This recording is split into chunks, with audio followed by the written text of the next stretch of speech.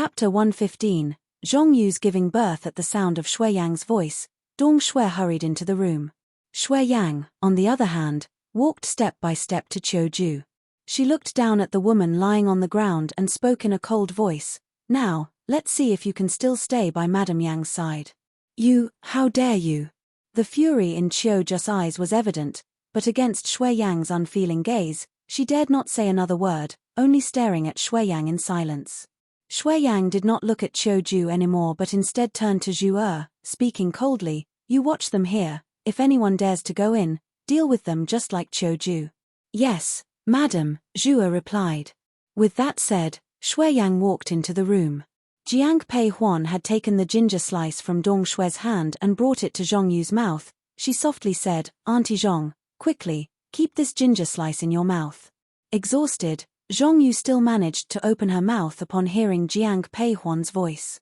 Once the ginger slice was placed in Zhongyu's mouth, Jiang Pei Huan turned to Yi Xiao, "Start the acupuncture." Yi Xiao nodded and quickly took out silver needles. Her hands moved fast, and soon, Zhongyu's body was covered with silver needles. The needles were causing intense pain for Zhongyu. Jiang Pei Huan quickly comforted her, "Aunt Zhong, bear it a little longer. If you exhaust all your strength now, you won't have any energy left for giving birth." Hearing Jiang Pei Huan's words, Zhongyu immediately clenched her teeth, not making a sound anymore. "Miss, the baby has turned," Yi Xiao, who was keeping an eye on Zhongyu's condition, called out as she saw the baby's position shift. She quickly removed all the needles from Zhongyu's body. "Eldest miss, the ginseng soup is ready," Dong Shui announced, having prepared the soup. As Dong Shui was about to give the soup to Zhongyu, the entering Shui Yang stepped forward. "Let me do it." "Thank you, madam," Dong Shui softly said as she handed the bowl to Shui Yang. Sitting beside Zhongyu's bed, Shui Yang held the soup bowl in one hand and helped Zhongyu up with the other. "You, quickly drink this ginseng soup." Zhongyu drank all the soup, but as soon as she laid down, she felt a sharp pain in her belly followed by a warm rush. "Miss, the birth canal is open, Auntie Zhong, I can see the baby's head, listen to my voice and push, okay?" Zhongyu mustered all her strength and nodded. "All you, push harder, the baby is almost here," Shui Yang said with a firm grip on Zhongyu's hand, her eyes welling up with tears. "Auntie Zhong, quickly, the baby is about to come out," Jiang Pei Huan, who was experiencing childbirth for the first time, said with a touch of excitement in her eyes. Zhongyu, who regained some energy after drinking the ginseng soup, took a deep breath and used all her remaining strength. Immediately after, she passed out. "All you." Shui Yang looked at the unconscious Zhongyu, a look of worry in her eyes. "Eldest miss, the baby is born," announced Yi Xiao. Jiang Pei Huan quickly stepped forward. The newborn, premature and tiny as a kitten, was quickly wrapped up in a blanket by Dong Shui. Dong Shui quickly stepped forward and wrapped the child in a blanket. Seeing that the baby was well taken care of, Shui Yang turned to Jiang Pei Huan, "Let Yi Xiao take a look at your Aunt Zhong." Yi Xiao came forward at once. After carefully examining Zhongyu, she said to Shui Yang, "Madam, do not worry. Madam Zhong is fine. She's just tired. I'll have some medicine prepared, and she should wake up in an hour. Mother, let's step outside and let Auntie Zhong rest," Jiang Pei Huan suggested. Hearing this, Shui Yang slowly stood up, then looked at Dong Shui. "Take good care of you. Who dares to cause trouble in my Yin family?" A piercing female voice came from outside before Shui Yang could finish. Upon hearing this, both Shui Yang and Jiang Pei Huan instinctively looked at Dong Shui, who replied angrily, "It's Madame Yang. She dares to come here? One didn't go to her, yet she dares to trouble you. Does she really think the Zhong family is far away in Qingju, and you can be bullied by anyone?" Before Jiang Pei Huan could react, Shui Yang pushed open the door and pulled out the whip at her waist. This was the first time Jiang Pei Huan had seen her mother so angry. In her past life, Zhongyu died along with her unborn child. At that time, Shui Yang had already suffered the pain of losing a child. Her best friend also tragically died. This greatly impacted Shui Yang. Now, these incidents hadn't happened yet. So wouldn't Shui Yang stand up for Zhongyu? Although everyone knew that Shui Yang had been following Jiang Hong through his battles, They always thought she was gentle. Only Jiang Peihuan knew that her mother was never as mild as she appeared on the surface. Shui Yang, how dare you hit me, you all. Jiang Peihuan had just stepped outside the door when she heard Madame Yang's horrible screams. Madame Yang was a daughter of the Yang family, but extremely beautiful. Since she married into the Yin family, she had been deeply loved by Yin Yang. Although Zhong Yu was the legitimate daughter of the Zhong family and Yin Yang's legal wife, Madame Yang never paid her any mind. However, now that Shui Yang's whip was lashing her own body, Madame Yang was somewhat scared.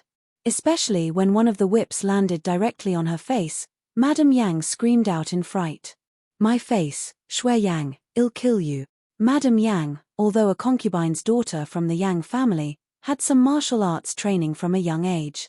But these skills seemed insignificant in Shui Yang's eyes. In a short while, Madame Yang lay on the ground, covered in injuries.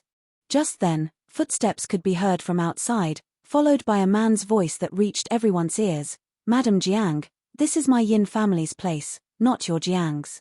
You dare to cause chaos in my house. Do you really think my Yin family is scared of your Jiang family? The man who had arrived was none other than Yin Yang. Seeing him appear, Madame Yang quickly crawled up from the ground, clung to his arm with tearful eyes. My dear, you're finally back.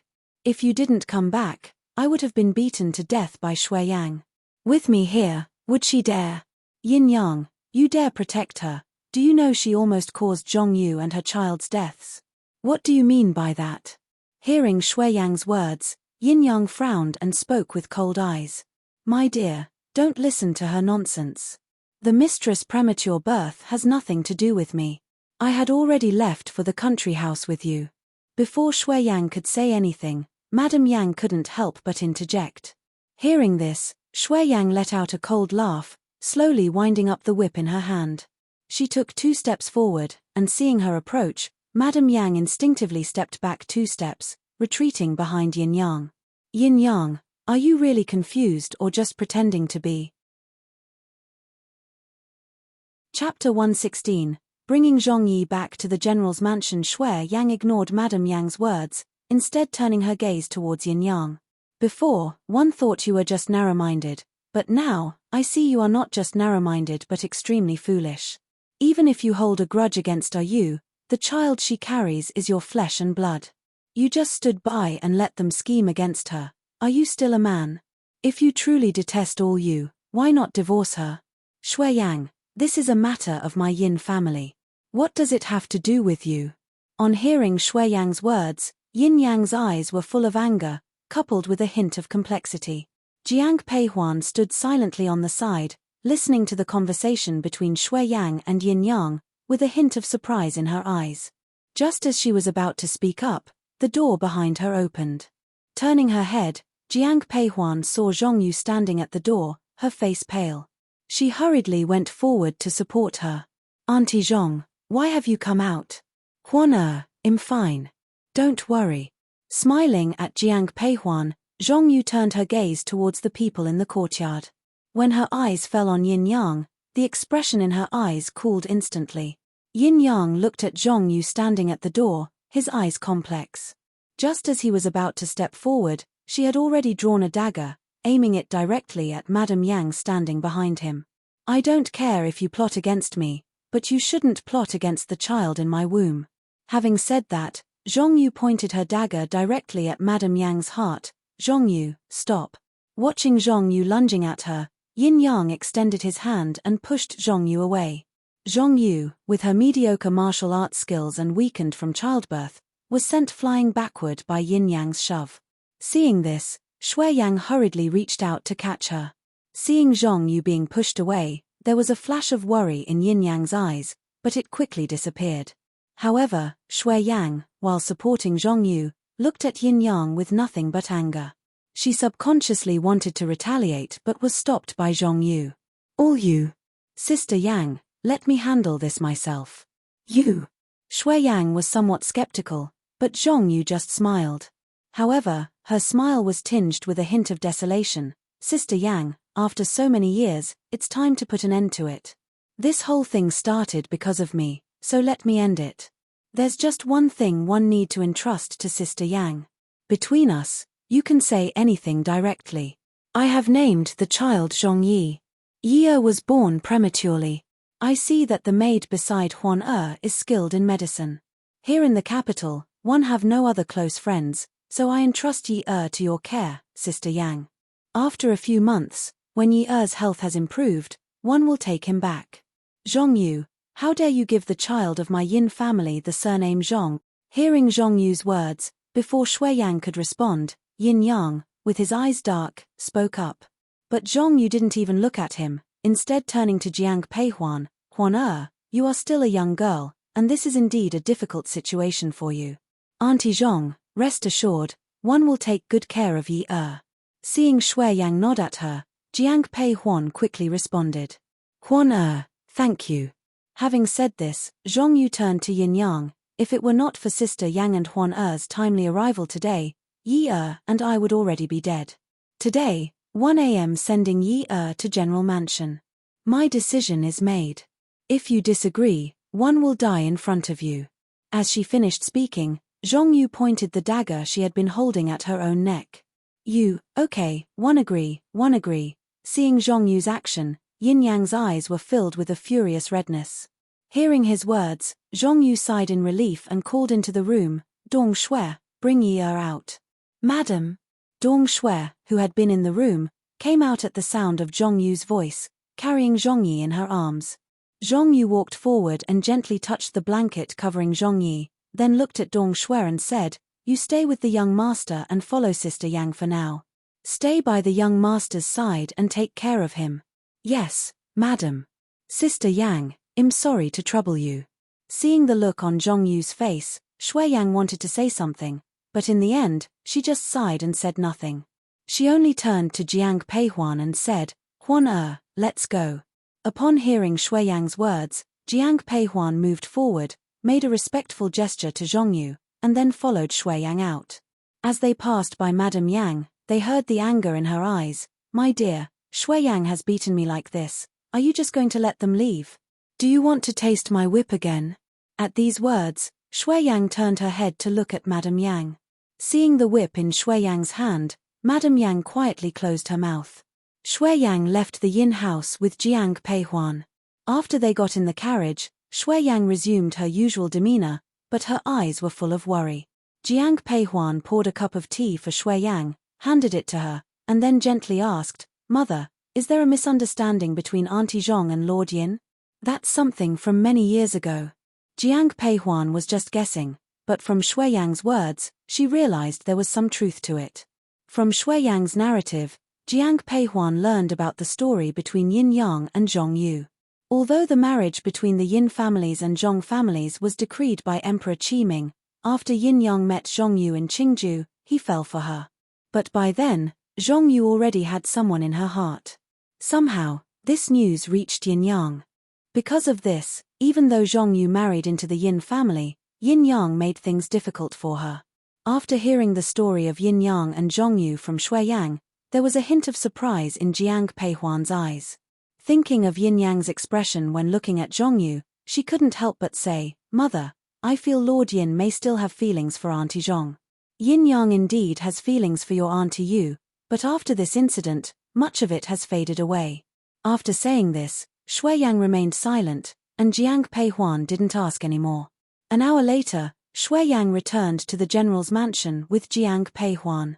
Huan, this child. Mother, let him stay in my garden. Yi Xiao is proficient in medicine. If anything happens, she can take care of it nearby. All right, then let's go with your arrangement. If anything happens, send someone to find me in Yanglin. I understand, Mother. After parting with Shuiyang, Jiang Peihuan took Zhongyi directly to her plum garden. Eldest miss, who is this? When Yu heard the voice, she came out from the house. Seeing Dong Shui and the child in her arms, her eyes were full of confusion. This is the young master of the Yin family, Yu. Go clear out the room next to mine. Chapter 117, Peeing on Xiao Nanya. Yes, eldest miss. Dong Shui, you go with Yu and tidy up. From now on, you will take special care of Yi. Holding little Zhongyi from Dong Shui's arms, Jiang Peihuan looked at Dong Shui and said. After the two left, Jiang Peihuan entered her own room holding the baby. Just as Jiang Peihuan was about to sit down, the baby in her arms started crying. The crying was very faint. Hearing the baby's cry, Jiang Peihuan seemed somewhat panicked. She even forgot that she could provide medical care herself and hurriedly called for Yi Xiao. Yi Xiao, come quickly. What's wrong, miss? Yi Xiao was outside. Hearing Jiang Peihuan's voice, she quickly entered the room. Upon hearing her voice, Jiang Peihuan spoke hurriedly. Yi Xiao, quickly check Yi. Why is he crying? Is he uncomfortable anywhere? Yi Xiao came forward and checked on Zhong Yi. Only then did she speak softly. Miss, the young master doesn't seem to be uncomfortable anywhere. Then why is he constantly crying? This. Miss, could it be that the young master is hungry? After a moment of silence, Yi Xiao looked at Jiang Peihuan and suggested. Hearing this, Jiang Peihuan quickly said, then quickly call the nanny over. As the adjacent room was not yet prepared, Jiang Peihuan asked for the nanny to be brought directly into her room. But Zhong Yi kept crying, his crying becoming more urgent and faint. Hearing this, there was a look of worry in Jiang Peihuan's eyes. Sitting up, she directly looked behind the screen and asked, Nanny, why is the child still crying? Miss, the young master was born prematurely. He has no strength. He just can't suckle. Nanny's eyes were also full of sweat, but without the child's strength, she was helpless. Jiang Peihuan paused for a moment and then instructed Yi Xiao, prepare some sheep's milk. Yes. After a while, Yi Xiao brought a bowl of sheep's milk into Jiang Peihuan's room. Jiang Peihuan personally held Zhong Yi in her arms. She then used a clean cloth to wet it with the sheep's milk and brought it to Zhong Yi's mouth. Seeing Zhong Yi stop crying, Jiang Peihuan couldn't help but sigh in relief. It took Jiang Peihuan nearly an hour to feed Zhong Yi a small bowl of sheep's milk. Watching this, Dong Shui came forward. Miss, let me hold the young master. Let Yi stay in my room for the next few days. Once Yi is used to this environment, you can take him to the next room. Yes, eldest miss. Initially, Dong Shui was worried about coming to the general's mansion. But at this moment, seeing Jiang Peihuan's care for Zhong Yi, she finally felt relieved. In her previous life, Jiang Peihuan had never given birth, and she didn't realize how hard it was to raise a child. All night, every time Zhong Yi cried, Jiang Peihuan would open her eyes. By dawn, she felt even more tired than if she had been awake all night. Eldest miss, with me and Lu here watching the young master, why don't you get some sleep? Seeing the fatigue in Jiang Peihuan's eyes, Yu spoke softly. Miss, why does this young master of the Yin family need your care, making you so tired? Lu stop. Seeing Jiang Peihuan's serious face, Yu hurriedly spoke up. There was resentment in Lu's eyes, and she wanted to say something, but Jiang Peihuan had already turned her gaze to her. If you think it's tiring, you can deal with the matters of the courtyard, and let Yu stay up at night from now on. Miss, I didn't mean that. Hearing Jiang Peihuan's words, Lu hurriedly knelt down, her eyes completely scarlet. Go out. Come back when you've thought it through. Yes. Lu got up and bowed, crying as she left. Seeing her leaving, Yu thought for a moment, then spoke softly. Miss, Lu also meant well. I know.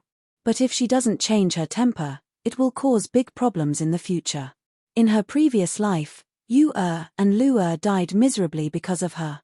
So in this life, she was more tolerant of the maids around her.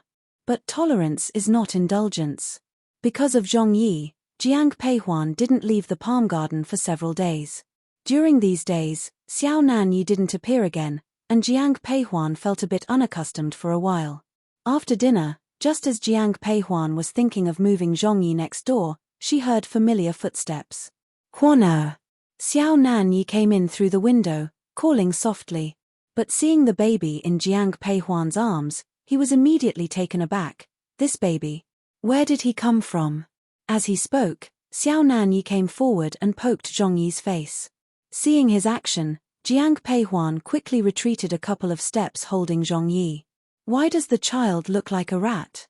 Jiang Peihuan, Your Highness, all newborns look like this, especially since Yi was premature. Upon hearing Jiang Peihuan's words, Xiao Nanya didn't respond. But after a few seconds of silence, he suddenly turned to Jiang Peihuan and said, "If it were our child, they would definitely be very attractive. Don't talk nonsense." Even though they were engaged and set to marry in a couple of months, hearing these words about having children made Jiang Peihuan feel a little flushed. She glared at Xiao Nanya. But he didn't seem to care. Instead, he extended his hand to Jiang Peihuan. Seeing this, Jiang Peihuan was puzzled. "Let me hold him." Upon hearing Xiao Nanya's words, Jiang Peihuan was surprised. "Sir, do you know how to hold a baby?" Even though she asked, Jiang Peihuan handed Zhongyi over to Xiao Nanya. Zhongyi started crying as soon as he was passed to Xiao Nanya. Was it because he was used to Jiang Peihuan's arms, or because Xiao Nanya's scent was too unfamiliar? Why is he crying? Hearing Zhongyi's cries, Xiao Nanya was surprised. In Jiang Peihuan's memory, she had never seen Xiao Nanya like this. Just as she was about to find out why Zhongyi was crying, she saw Xiao Nanya's face change. "Your Highness, you?" Following Xiao Nanya's gaze, Jiang Peihuan saw his wet sleeve. After a few seconds, she couldn't help but smile a little. "Your Highness, Yi didn't do it on purpose." Zhongyi had stopped crying. Xiao Nanya looked at the child in his arms, speechless. "You dare to pee in my arms? I'll settle this matter with you when you grow up." "Your Highness, you are the dignified King Cheng, getting angry with a newborn is a bit petty." Upon hearing Xiao Nanya's words, Jiang Peihuan couldn't help but laugh. Seeing the smile on her face, Xiao Nanya's expression softened. He handed Zhongyi back to Jiang Peihuan, saying softly, "Since you pleaded for him, I'll let it go." Chapter 118. I can only rely on Your Highness for this. Thank you, Your Highness. Jian Peihuan said softly when she heard Xiao Nanya's words. "Knock, knock." At this moment, there was a sudden knock on the door. "Come in." Jiang Peihuan thought the visitor was Yu, so she responded. However, when the door opened, the person who entered was Jiang Changbai. "Huan 1. King Cheng, why are you here?" Upon opening the door, Jiang Changbai saw Xiao Nanya standing in the room. His instinct was to ask, but remembering his recent absence, he came to understand. Xiao Nanya's daily care for the plum garden was not something Jiang Changbai hadn't heard from Deputy General Liu. Knowing that Xiao Nanya left every night, he pretended not to know, turning a blind eye. So, seeing Xiao Nanya now, he wasn't as upset as the first time they met. Upon seeing Jiang Changbai, Xiao Nanya nodded without saying a word. However, Jiang Peihuan immediately went up to him and softly asked, "Elder brother, do you need something from me?" Hearing Jiang Peihuan's voice, Jiang Changbai pulled himself out of his thoughts. Xiao Nanya, hearing this, said quietly, "Huan I should leave now." With that, Xiao Nanya prepared to leave, but behind him came the voice of Jiang Changbai, "Your Highness, please wait." Hearing the voice, Xiao Nanya instinctively stopped, turned around, and looked at Jiang Changbai. Facing the man's puzzled gaze, Jiang Changbua spoke softly, "I have a favor to ask of Your Highness." After a while, the three of them sat down on the chairs in the living room. Zhongyi had already been handed over to Dong Shui. "Your Highness, one heard you once dealt with King Chujiang before?" After sitting down, Jiang Changbai looked at Xiao Nanya and asked. Upon hearing this, Xiao Nanya's eyes showed a hint of surprise, but he still nodded. "Correct, I had contact with King Chujiang 3 years ago. And based on your judgment, Your Highness, what is King Chujiang's character like?" "Autocratic, domineering, and reckless." Xiao Nanya spoke softly after a moment of silence. "Elder brother, is there something wrong with King Chujiang?" Jiang Peihuan, who had been sitting quietly, turned to Jiang Changbai and asked softly. "It's not confirmed yet, but there are rumors that King Chujiang is recruiting and buying horses in Jiangju, although this has not been confirmed yet." "The news is true." As soon as Jiang Changbai finished speaking, Jiang Peihuan immediately interjected. At this, both Jiang Changbai and Xiao Nanya turned to look at her. Facing their gazes, Jiang Peihuan paused before continuing, "Jiangju is far from the capital, It's a place where the mountains are high and the emperor is far away. If there wasn't such a thing happening, the news wouldn't have reached the capital. So, I guess it's true. The matter of King Chujiang recruiting and buying horses had happened in her previous life too. King Chujiang, like the others, was a king of a different surname. But he was unlike Huainan king who had no real power. King Chujiang was a vassal king with actual military power, and Jiangju was rich and strong. In her previous life, when King Chujiang recruited and bought horses, he had rebellious intentions. By the time Emperor Qiming knew about this, King Chujiang's soldiers had already grown in number. Emperor Qiming immediately sent Jiang Hong to Jiangju. But at that time, Jiang Hong, full of depression due to the death of Jiang Changbai, was seriously injured by King Chujiang. Because of this, Jiang Peihuan was ridiculed by Xiao Juanhao in her previous life, and the Jiang family was scolded by Emperor Qiming. Upon hearing Jiang Peihuan's words, both Xiao Nanye and Jiang Changbai showed surprise, but neither of them said anything. Instead, Xiao Nanye turned to Jiang Changbai and asked directly, "Does the young general wish for me to investigate this?" The man spoke in affirmative, and Jiang Changbai nodded after hearing it. Looking at Xiao Nanye, Jiang Changbai said directly, "Originally, one planned to go to Jiangju myself, but my father just handed over the military token. If I go to Jiangju now, and the emperor finds out, it will certainly cause trouble. So, after thinking about it, I can rely on your highness for this matter." Everyone in the capital knew about Emperor Qiming's fondness for Xiao Nanye. Even if Emperor Qiming knew that Xiao Nanye went to Jiangju, he wouldn't say anything. "Okay, I'll leave for Jiangju tonight. If there's any news, I'll send someone to report it to the general's mansion immediately." "Thank you, your highness, then I'll leave this matter to you." Originally, Jiang Changbai wanted Jiang Peihuan to invite Xiao Nanye to the general's mansion for a discussion, but he didn't expect to see him at the plum garden, so he directly explained the situation. After settling this matter, Jiang Changbai left immediately. Only Xiao Nanye and Jiang Peihuan remained in the living room. You go first." They spoke simultaneously, and after a moment of silence, Xiao Nanye looked at Jiang Peihuan and said.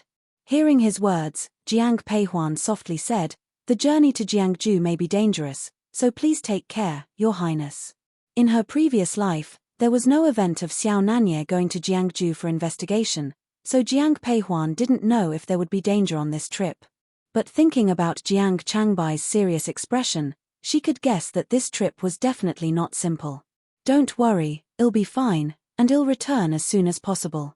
This trip to Jiangju will take a few days at least, maybe even more than 10 days. While I'm not in the capital, you take good care of yourself." Hearing his words, Jiang Peihuan nodded.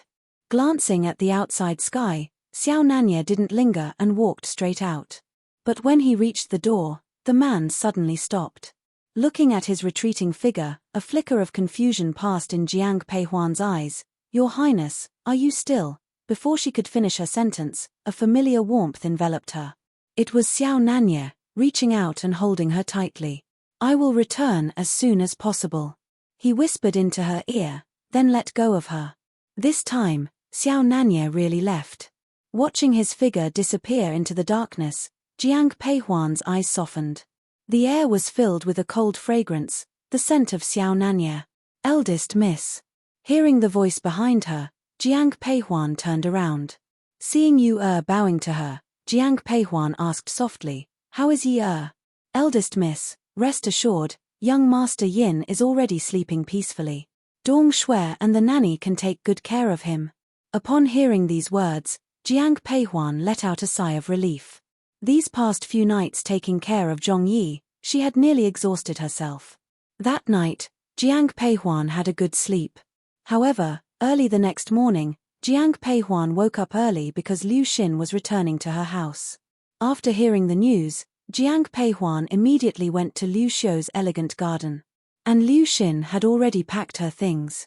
Seeing Jiang Peihuan, she smiled and walked over to pay respects. "Sister Jiang, thank you so much for everything."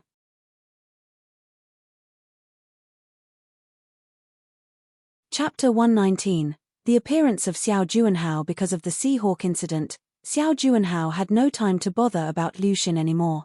But considering Xiao Junhao's notorious cruelty, Jiang Peihuan still warned Liu Xin, Prince Qing is not a man to be messed with. By giving this gift, the Liu family has thoroughly offended him. So, when you return, you need to finalize your marriage quickly. This was the only solution. Liu Xin clearly knew this, so she nodded when she heard Jiang Peihuan's words. After thinking, she lowered her voice and spoke to Jiang Peihuan, Sister Jiang, to be honest, I am going home this time to meet my cousin from my uncle's family. Are you referring to the Ge family? Jingdou is neither big nor small, and due to Liu Shou's influence, Jiang Peihuan had some understanding of Liu's family relatives. But thinking of the Ge family reminded Jiang Peihuan of events from her previous life. In her previous life, Liu Shou spent all his wealth to save Jiang Peihuan. But as the general's mansion fell, many businessmen set their sights on the Liu family, and the Ge family was one of them. Thinking about this made Jiang Peihuan frown. Seeing Liu Xin nod, she spoke softly, even though your marriage is urgent, there's still some time. You should discuss it with uncle and aunt. Don't worry, Sister Jiang, I understand. Jiang Peihuan wanted to remind her again, but considering that the Ge and Liu families were after all true relatives, she closed her mouth and didn't say anything more. Third aunt, hasn't the Liu family already started arranging a match for Xin? Why are you still so worried? After sending Liu Xin away, Jiang Peihuan turned her head to see Liu Shou's eyes filled with worry. Hearing Jiang Peihuan's words, Liu Shou sighed deeply. The Ge family is not a good match. As the topic opened up, Liu Shou couldn't help but continue. The one meeting with Xin this time is Ge Jun first have met him before, he seems honest and sincere. But he is too obedient to his mother. Even though she is Xin aunt, once Xin marries over, she becomes the mother-in-law. If there are conflicts between the mother-in-law and daughter-in-law, I'm afraid Ge Jun won't be able to protect Xin. This was the Liu family's business, and it was not appropriate for Jiang Peihuan to comment. So, after hearing Liu Shou's words, all she could do was offer comfort quietly. It's just a meeting, it doesn't necessarily mean they will end up together. Jiang Peihuan thought that Xiao Juanhao, thoroughly abandoned by Emperor Qiming, had lost interest in Liu Xin, but she didn't expect that Xiao Juanhao was already waiting for her on the road. Cousin, why have we stopped? The carriage suddenly stopped, and Liu Xin looked outside. As she lifted the curtain, she was stunned. Not until she saw Pei Wu approaching from the opposite side did Liu Xin's eyes fill with panic. But seeing Ge Jun on horseback, she sighed in relief. What happened next, however, made Liu Xin's expression turn ugly. Who are you, and why are you blocking our way? Ge Jun, who was not particularly good-looking but rather decent, looked at Pei Wu approaching him and asked coldly.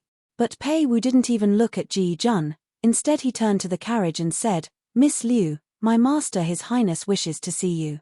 If Miss Liu doesn't come out voluntarily, I'm afraid I'll have to be rude. As he spoke, Pei Wu directly lifted the curtain of Liu Xin's carriage. Seeing his actions, Liu Xin was startled. She instinctively looked at Ge Jun, but Ge Jun, hearing the word His Highness, was stunned. Cousin. Liu Xin called out, but Ge Jun just lowered his head. Seeing this scene, Pei Wu's eyes revealed a hint of mockery. Miss Liu, please. Sitting in the carriage, Liu Xin stared at Ge Jun, her eyes filled with disappointment. Finally, she stepped out of the carriage with a pale face. When she walked to the opposite carriage, Pei Wu opened the curtain for her. As soon as Liu Xin saw Xiao Juanhao sitting inside, she had no choice but to steel herself and get into the carriage. At this point, Xiao Juanhao directly addressed Ge Jun, Miss Liu is the woman I fancy. If the Ge family dares to harbor any intentions, it would be an offense to my Prince Qing mansion. Seeing the undisguised murderous intent in Xiao Junhao's eyes, Ge Jun immediately dismounted from his horse and knelt on the ground. I didn't know that my cousin Xin was the one your highness fancied. Now you do. Yes, I know. Your highness, rest assured, I would never harbor inappropriate thoughts towards my cousin Xin again. Upon hearing these words, Liu Xin, who was already filled with disappointment, became even more despaired. Let's go. Yes, your highness. As soon as Xiao Juanhao finished speaking, Pei Wu ordered his men to drive the carriage away. Liu Xin was cowering in the corner of the carriage, staring at Xiao Juanhao who sat across from her, her eyes filled with panic. She pondered for a moment before finally gathering the courage to speak. Your Highness, you are. Before Liu Xin could finish her words, Xiao Juanhao swiftly grabbed her wrist. With a forceful pull, he pushed her to one side. How dare you, he said, his eyes filled with a threatening darkness. Seeing this, Liu Xin screamed in fear. Do you think if you hide in the Jiang mansion, I can't do anything to you? Xiao Juanhao held her chin tightly, his eyes filled with anger as he spoke. Liu Xin was so frightened she dared not utter a word. Now, one will personally bring you back to my mansion. After saying these words, Xiao Juanhao let go of Liu Xin, causing her to crash against the carriage. The impact made her face turn pale from pain. People always said that Xiao Juanhao was gentle. But at this moment, Liu Xin realized how misleading the rumors were. She shrank to one side, afraid to look at Xiao Juanhao again as the carriage sped away. If she were really taken to the Qing mansion, Liu Xin knew very well what awaited her. If she was really brought to the Qing mansion, Liu Xin knew very well what was waiting for her. She couldn't be taken to the Qing mansion, even if it meant death. Seeing the moving curtain of the carriage, a firm look flashed in Liu Xin's eyes. She lifted the curtain and jumped out of the moving carriage. Pei Wu, quickly. Xiao Juanhao was shocked to see Liu Xin, who seemed so weak, dare to jump from the carriage. After a few seconds, he shouted to the outside. When Pei Wu saw Liu Xin jumping off, he quickly pulled the reins, so Liu Xin fell to the ground but wasn't trampled by the horses. Upon hearing Xiao Junhao's voice, Liu Xin ignored the pain in her foot and ran forward. Your Highness, don't worry. I will capture Miss Liu immediately, said Pei Wu, as he rode his horse to chase after her. Hearing the galloping hooves behind her, Liu Xin's eyes were filled with terror. She instinctively ran towards the city's protective river. Today, even if she died, she couldn't be caught by the Prince of Qing. Miss Liu. Suddenly, Liu Xin heard a familiar voice. Looking up, she saw Jiang Changbai coming towards her.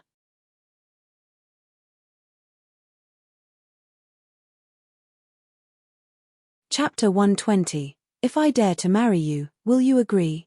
Seeing him, Liu Xin's eyes lit up with joy, but thinking of the people chasing her, she ran in a different direction. She could not implicate the Jiang family anymore. However, Jiang Changbai watched Liu Xin's retreating figure, furrowing his brow. All he saw in Liu Xin's eyes was fear. At this time, the sound of hoofbeats reached his ears, and Jiang Changbai saw Pei Wu riding towards them. Seeing him, Jiang Changbai frowned. Noticing him chasing in Liu Xin's direction, Jiang Changbai followed directly. Pei Wu was on horseback. Spotting Liu Xin's figure, he shouted loudly, "Stop!"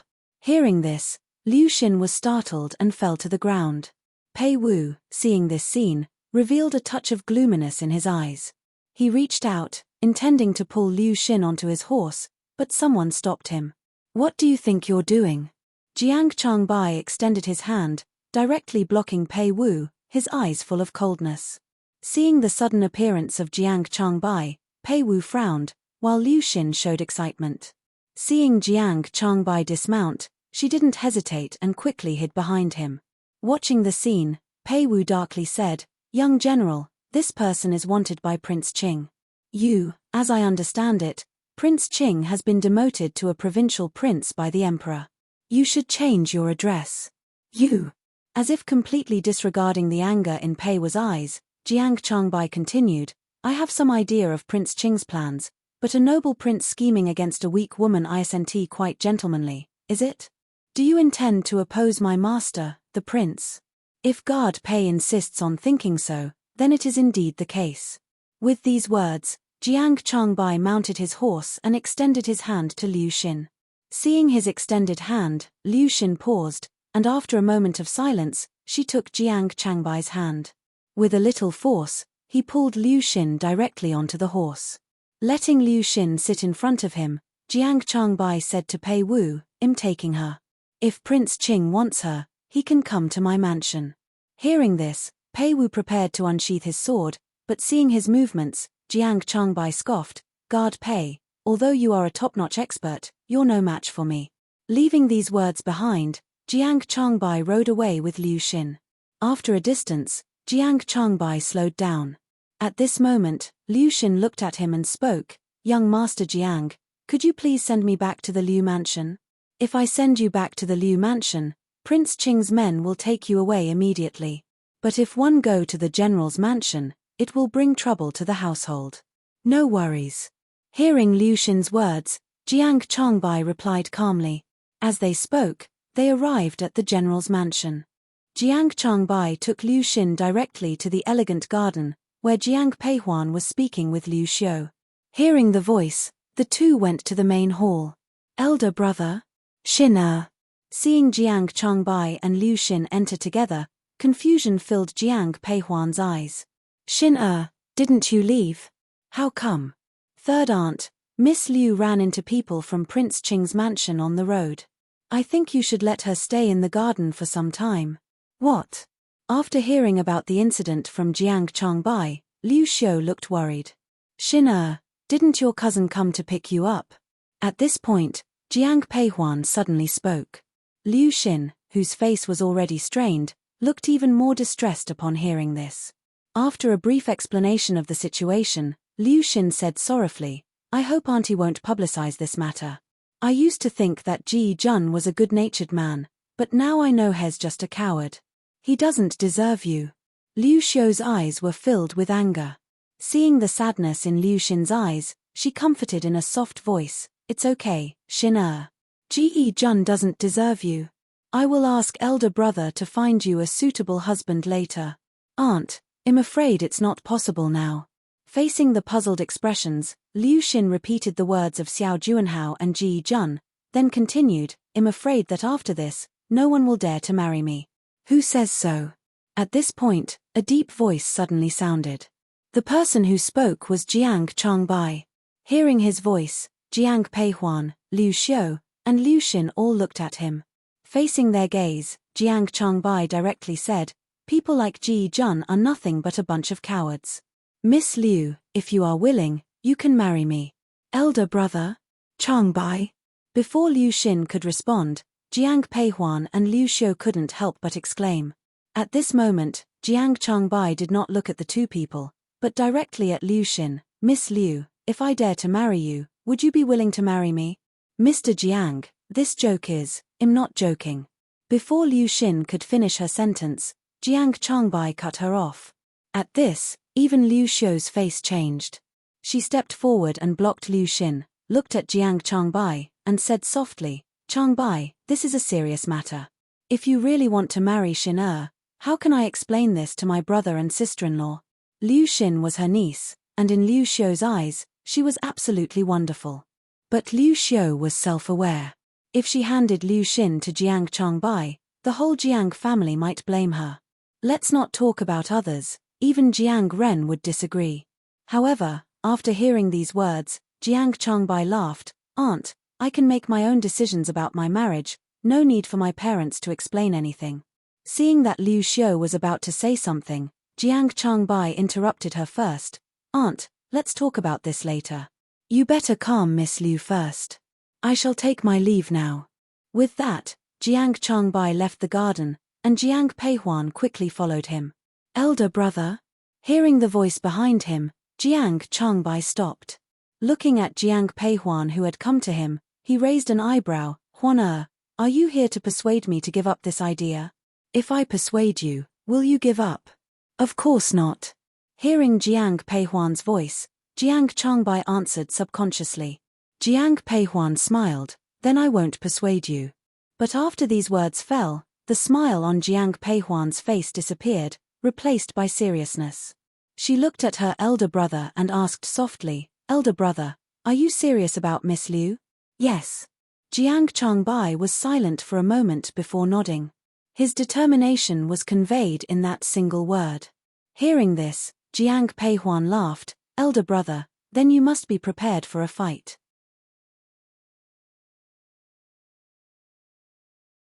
Chapter 121, Jiang Changbai gets beaten up a fight? Upon hearing Jiang Peihuan's words, a look of confusion flashed in Jiang Changbo's eyes. Observing his puzzled expression, Jiang Peihuan sighed in helplessness. Elder brother, you spend years in the military and don't care about different in family status, but that doesn't mean our father and mother don't care. Jiang Peihuan thought even if Jiang Changbai really wanted to marry Liu Xin, he would wait a few days. However, to her surprise, her door was knocked on that very night by Yu Er. The knocking was rapid, waking Jiang Peihuan instantly. Just as she opened the door, Yu Er, with panic in her eyes, urgently spoke, "Miss, hurry to the Chrysanthemum Hall. The young master is being beaten to death." "What happened?" "I can't explain it all right now. It seems to be because of Miss Liu." Quickly throwing on a coat, Jiang Peihuan rushed towards the Chrysanthemum Hall. Just as she reached the courtyard entrance, she heard the sound of a whip striking. Her face paled, and Jiang Peihuan hastened her steps. Entering the yard, she saw Jiang Changbai kneeling in the middle of the yard, his back full of bloody whip marks. The one whipping him was none other than Deputy General Liu. Seeing this scene, Jiang Peihuan frowned. "Elder brother, what on earth is happening?" Jiang Changbo's face was somewhat pale, with a layer of sweat on his forehead.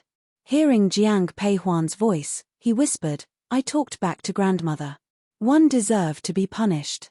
"Why did you talk back to grandmother for no reason?" Jiang Changbai did not respond. Not looking at him anymore, Jiang Peihuan walked straight into the house. At the door, she saw Nanny Shu waiting there. Nanny Shu was clearly waiting for Jiang Peihuan. Seeing her, she immediately approached, "Eldest miss, please try to persuade the old madam." "Nanny Shu, what's going on?" Sigh. Nanny Shu sighed deeply, then recounted the whole incident. From her narration, Jiang Peihuan finally understood the cause. Jiang Changbai had come to greet the old madam Jiang specially. The old madam then mentioned her niece from her maternal home, saying she was a suitable match for Jiang Changbai. Just recently, Jiang Changbai had expressed his intent to marry Liu Xin. Hearing the old madam Jiang's words, he flatly refused. Even though the old madam was strict, she was not unreasonable. However, Jiang Changbai announced that he intended to marry Liu Xin. Upon hearing this name, the old madam was furious on the spot. "Liu Xiu, when you first got involved with my third son, he refused to marry anyone but you, so I accepted it. But how dare you let your niece marry Changbai? Don't you know that Changbai is my grandson, the eldest son of my general's mansion, and the future pillar of the general's mansion? You want to marry him to a merchant's daughter. What are your intentions? You, mother, this matter has nothing to do with Xiu Er." With each word from the old madam, Liu Xiu's face turned a shade paler. Seeing Liu Xiu's shaky state, Jiang Ren quickly intervened. But his intervention only made matters worse. Seeing that Jiang Ren was still defending Liu Xiu, the old madam choked on her anger. "Grandmother?" Seeing the old madam's mood change, Jiang Peihuan quickly stepped forward, soothing the old madam Jiang's chest. After the old madam caught her breath, she looked at Yi Xiao, "Bring me my heart-strengthening pill." "Grandmother, if you have something to say it calmly, don't be angry." Jiang Peihuan gently comforted her, bringing the medicine to the old madam's mouth. Because of Jiang Changbai, Jiang Hong and Shui Yang were also kneeling on the ground. The entire family of the Jiang house, except those not present, were kneeling before the old madam. Even Aunt Mai was kneeling behind Zhu Rongfang. Feeling wronged, Zhu Rongfang saw Jiang Peihuan standing beside the old madam and spoke irritably, "Huan Er, despite your closeness to your third aunt, now you see her true colors." "Shut up." Jiang Yuan, who was kneeling beside Jiang Hong, reprimanded her in a low voice. But this time, the old madam sided with Zhu Rongfang. She gave Li Xiu a cold glance and said in a low voice, "What the second branch said is not wrong." Then, the old madam looked at Jiang Peihuan. Her expression softened considerably when she spoke to her. "Huan Er, one fear your third aunt is trying to destroy the entire Jiang family. Grandmother, third aunt isn't such a person. You still defend Liu Xiu after knowing what happened." Seeing the anger in the old madam's eyes, Jiang Peihuan quickly knelt at her feet, grabbing her hand. "Grandmother, although cousin Xin Er is from the Liu family, she is also a knowledgeable and well-behaved young lady. This matter can't be blamed on third aunt. If you must blame someone, it is elder brother who has improper thoughts for Xin Er." Ever since Liu Xiu arrived at the Chrysanthemum Hall, he had been subject to many cold stares. Even though Jiang Hong and his wife did not say anything, their facial expressions suggested a certain degree of dissatisfaction. However, at this moment, hearing Jiang Peihuan's words, gratitude filled Liu Xiu's eyes. But the old madam, upon hearing these words, was full of discontent.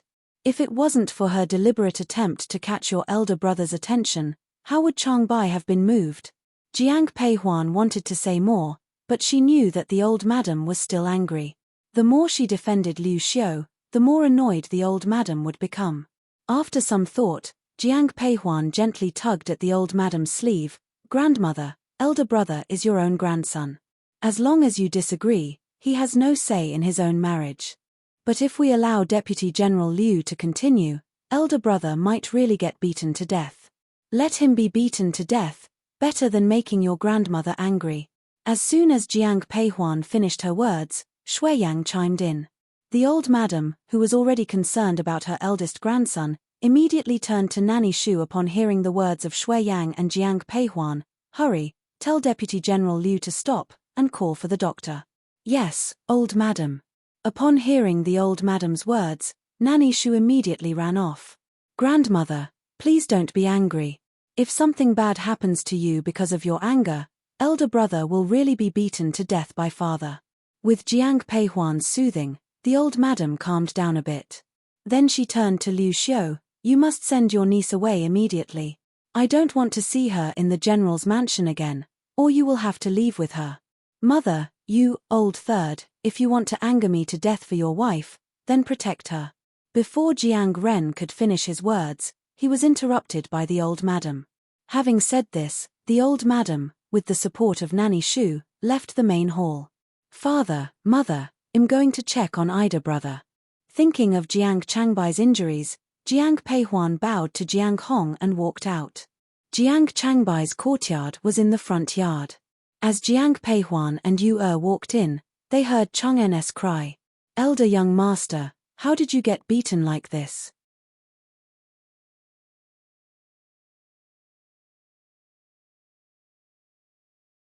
Chapter 122. You can't marry her. Although Chang'en was Jiang Changbai's attendant, he had many other tasks to perform daily, so he was shocked to see Jiang Changbai returning home covered in injuries. "Stop shouting. Go get a basin of water. Eldest miss." Upon seeing Jiang Peihuan, Chang'en quickly showed his respect. Jiang Peihuan walked to the bedside where Jiang Changbai was lying face down, his upper body bare. His back was riddled with horrific whip scars, many of which were bleeding. Despite looking pale, Jiang Changbai was still conscious. Seeing Jiang Peihuan standing by the bed, he chuckled weakly. "Huan, why are you here? If elder brother can still laugh, the injuries must not be too severe." "Eldest miss, you must be joking. Young master's wounds won't heal for at least a few weeks." Before Jiang Changbai could respond, Chang'en, who had just brought in a basin of water, couldn't help but chime in. Chang'en placed the basin on a nearby rack and was about to clean Jiang Changbai's wounds when he was stopped by Jiang Peihuan. Meeting his confused gaze, Jiang Peihuan said softly, "I'll do it." Taking the cloth from Chang'en, Jiang Peihuan carefully cleaned Jiang Changbai's wounds. At first glance, his back was covered in blood, which made it look terrifying.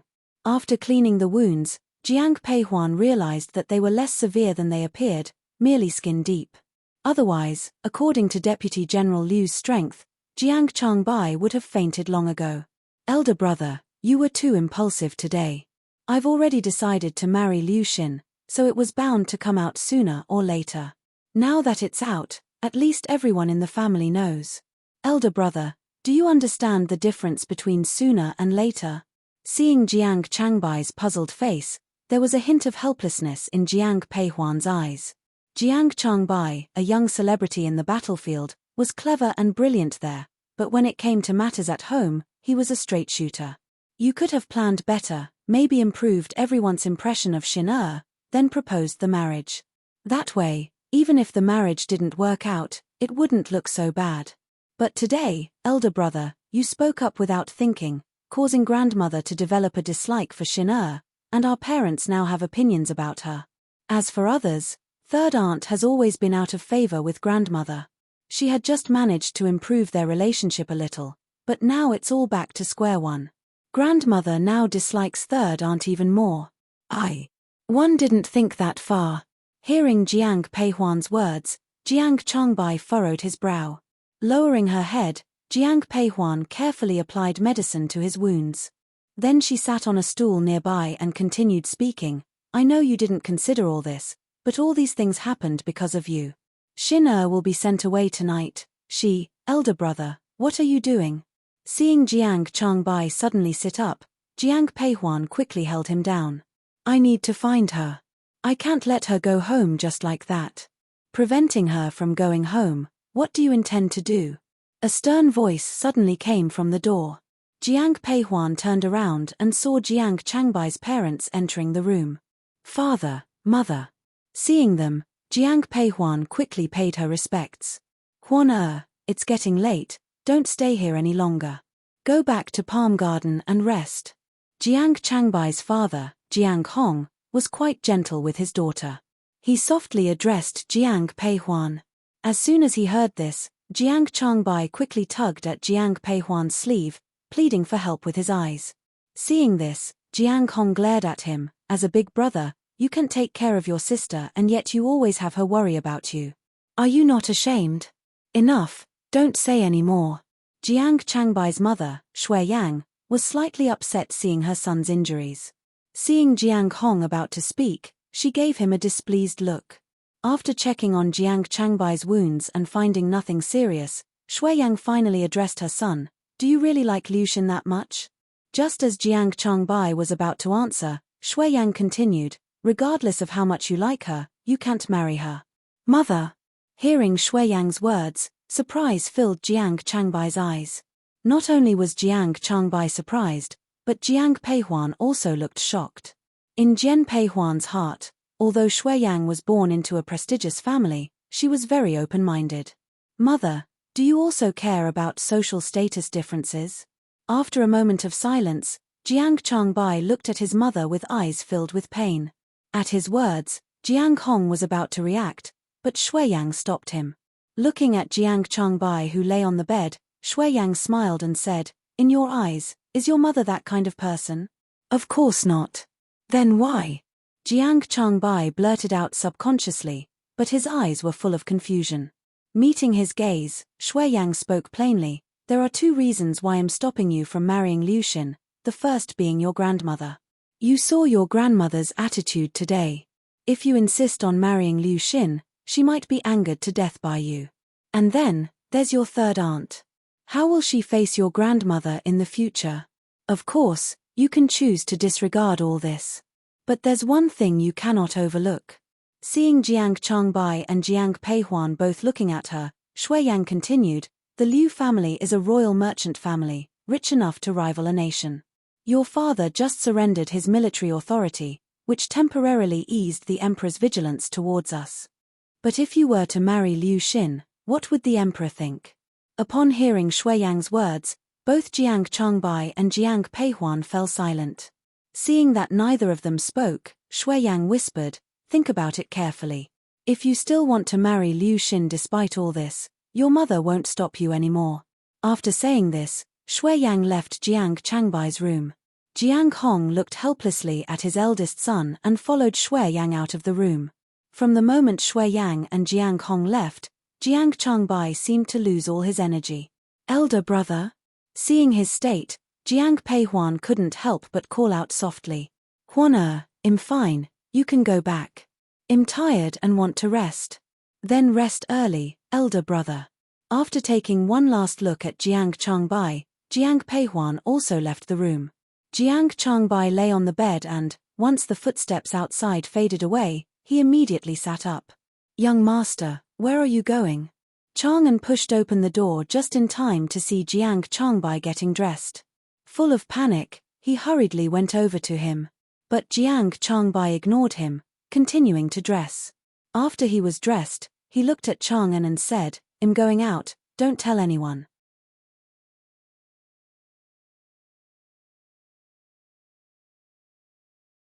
Chapter 123, You are incredibly rude, young master. Are you planning to see Miss Liu? Although Chang'an was a servant, he had grown up with Jiang Changbai and knew his master well. Don't tell anyone.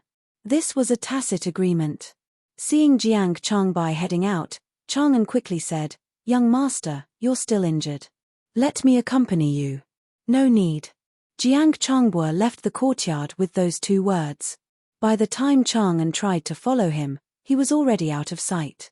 Elegant garden. Aunt, it's all my fault. I've caused you trouble.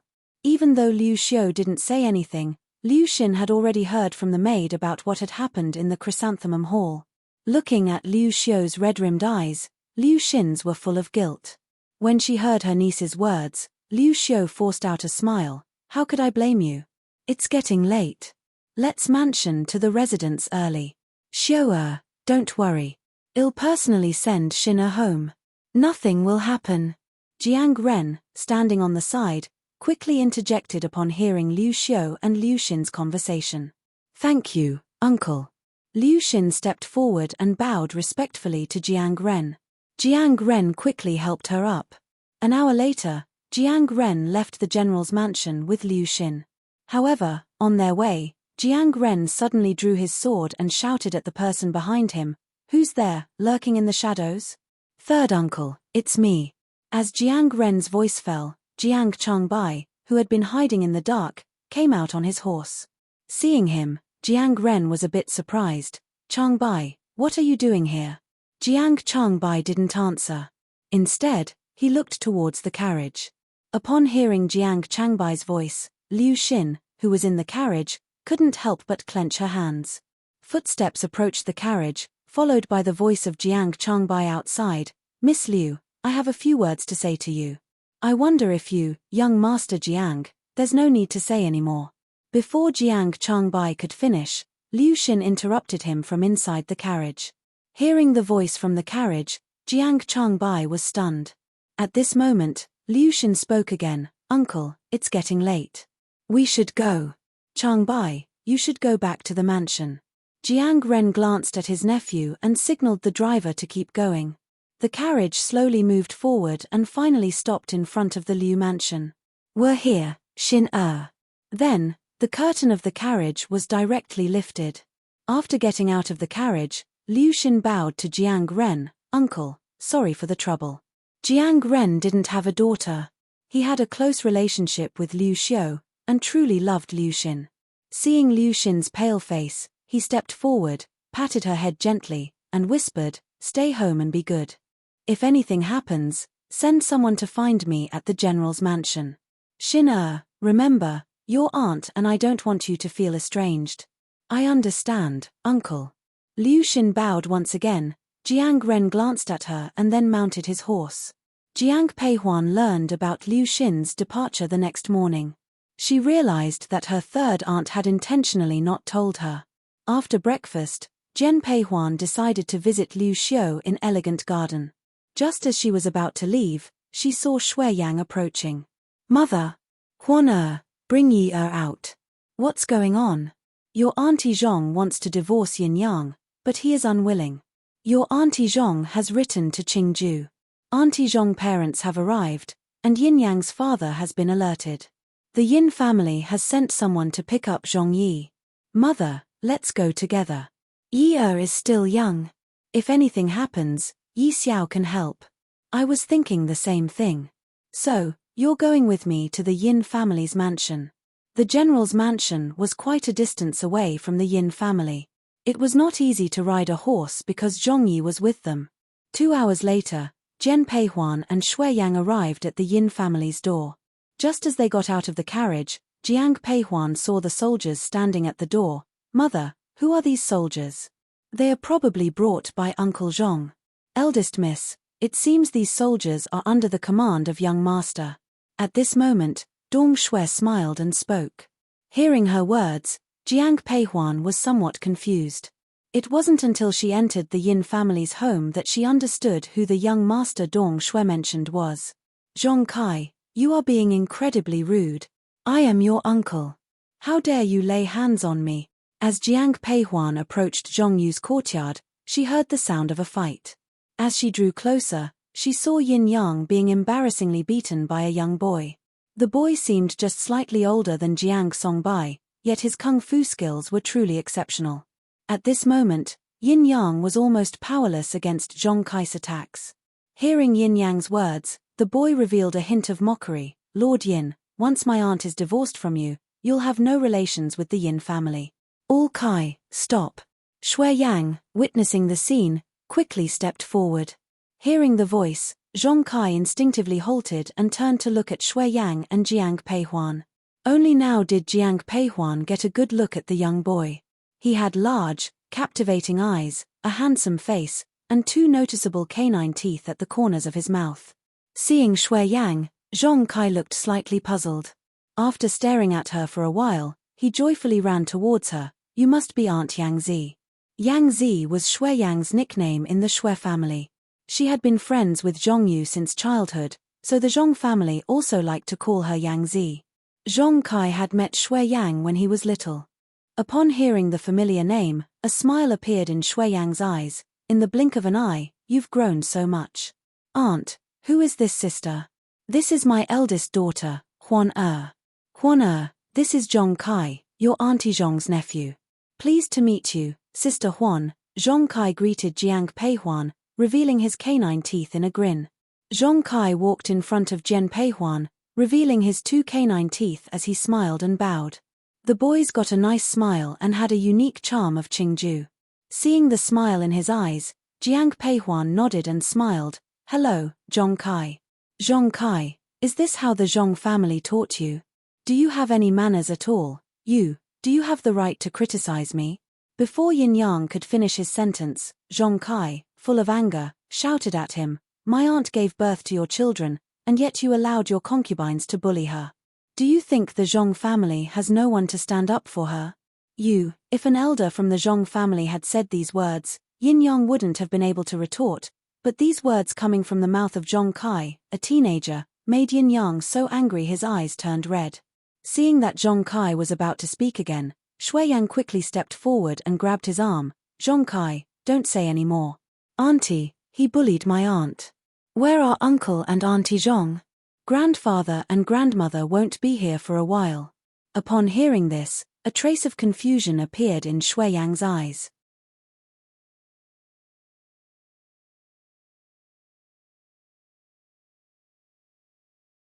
Chapter 124. The Zhong family arrives just a few seconds later. Shui Yang understood the plans of the old master and mistress of the Zhong family. Regardless, the Yin family was related to the emperor, which made it impossible for the Zhong family to directly confront them. But Zhong Kai was different. He was just a young member of the family. Even if he was impolite to Yin Yang, it could still be justified. All Kai. At that moment, Zhong Yu's voice came from afar. Currently, Zhong Yu was still recovering from childbirth. When she saw Zhong Yu step out, supported by a maid, Shui Yang hurriedly approached. Why are you out? That's right, Aunt, you're still recovering. You should not be out here. Please go back. When Zhong Kai saw Zhong Yu, his expression immediately became gentle. I am fine. Facing the concern of Shui Yang and Zhong Kai, Zhong Yu whispered, then her gaze fell behind Jiang Peihuan. Madam. Seeing Zhong Yu's expression, Dong Shui quickly brought Zhong Yi to her. Taking Zhong Yi from Dong Shui's arms, Zhong Yu's eyes filled with tears. Yin Yang, seeing all this, had a complex expression in his eyes. After a moment of thought, he stepped forward. Zhong Yu, the child, stop, don't come closer. Upon hearing Yin Yang's voice, Zhong Yu cut him off coldly. Staring at the man in front of her, Zhong Yu's eyes filled with coldness. Yin Yang, I've told you, this child has nothing to do with you. Madam, what you're saying isn't right. The young master also bear the blood of the Yin family, how can he have nothing to do with his father? Hearing these words, everyone turned to look. They saw Madam Yang supporting the old Madam Yin approaching them. The old Madam Yin was wrapped in fine silk, but her face was harsh. With just one glance, Jian Peihuan looked away. Mother, why did you come here?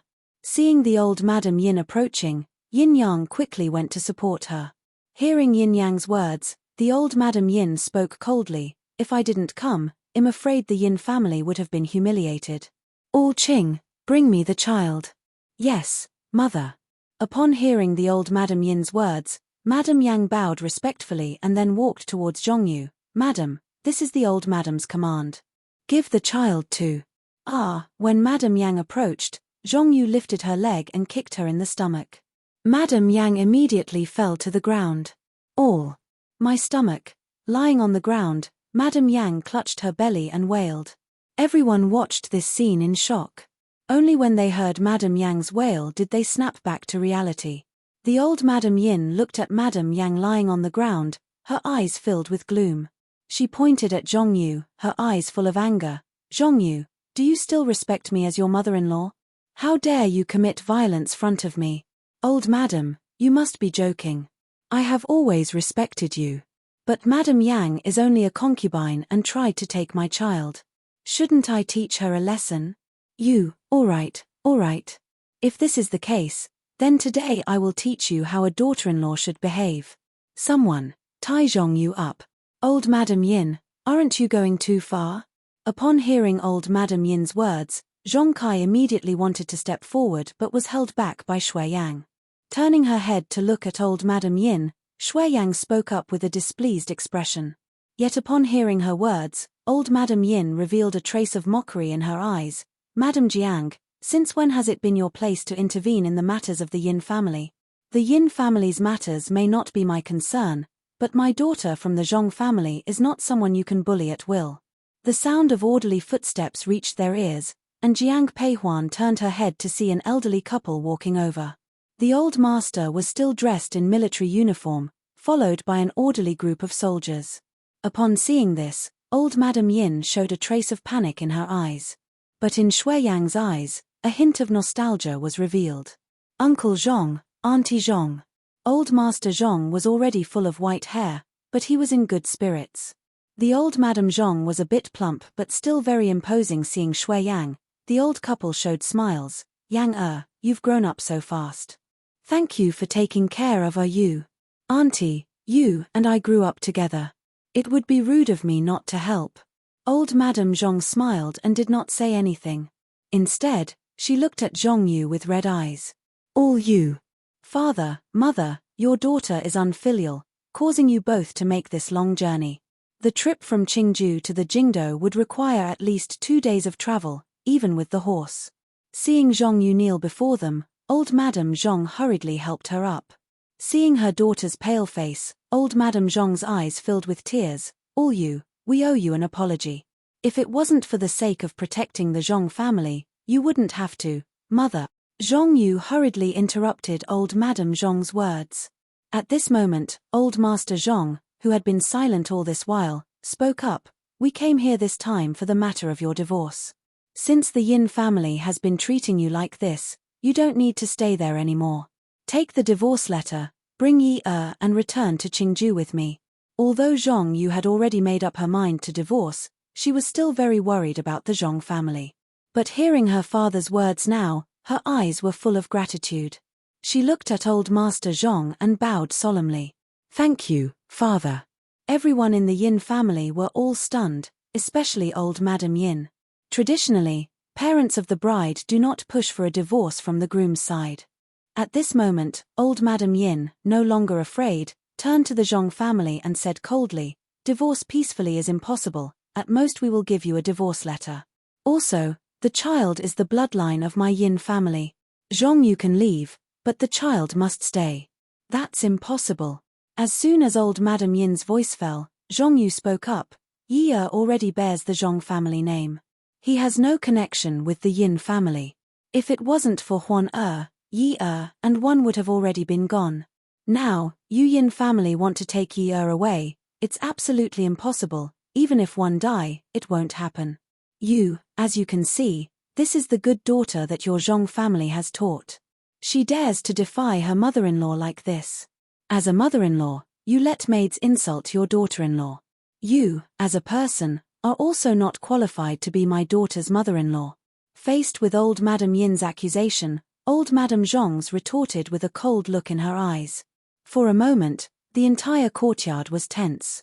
Suddenly, old Master Zhong looked at Yin Yang. Lord Yin, what do you have to say about this?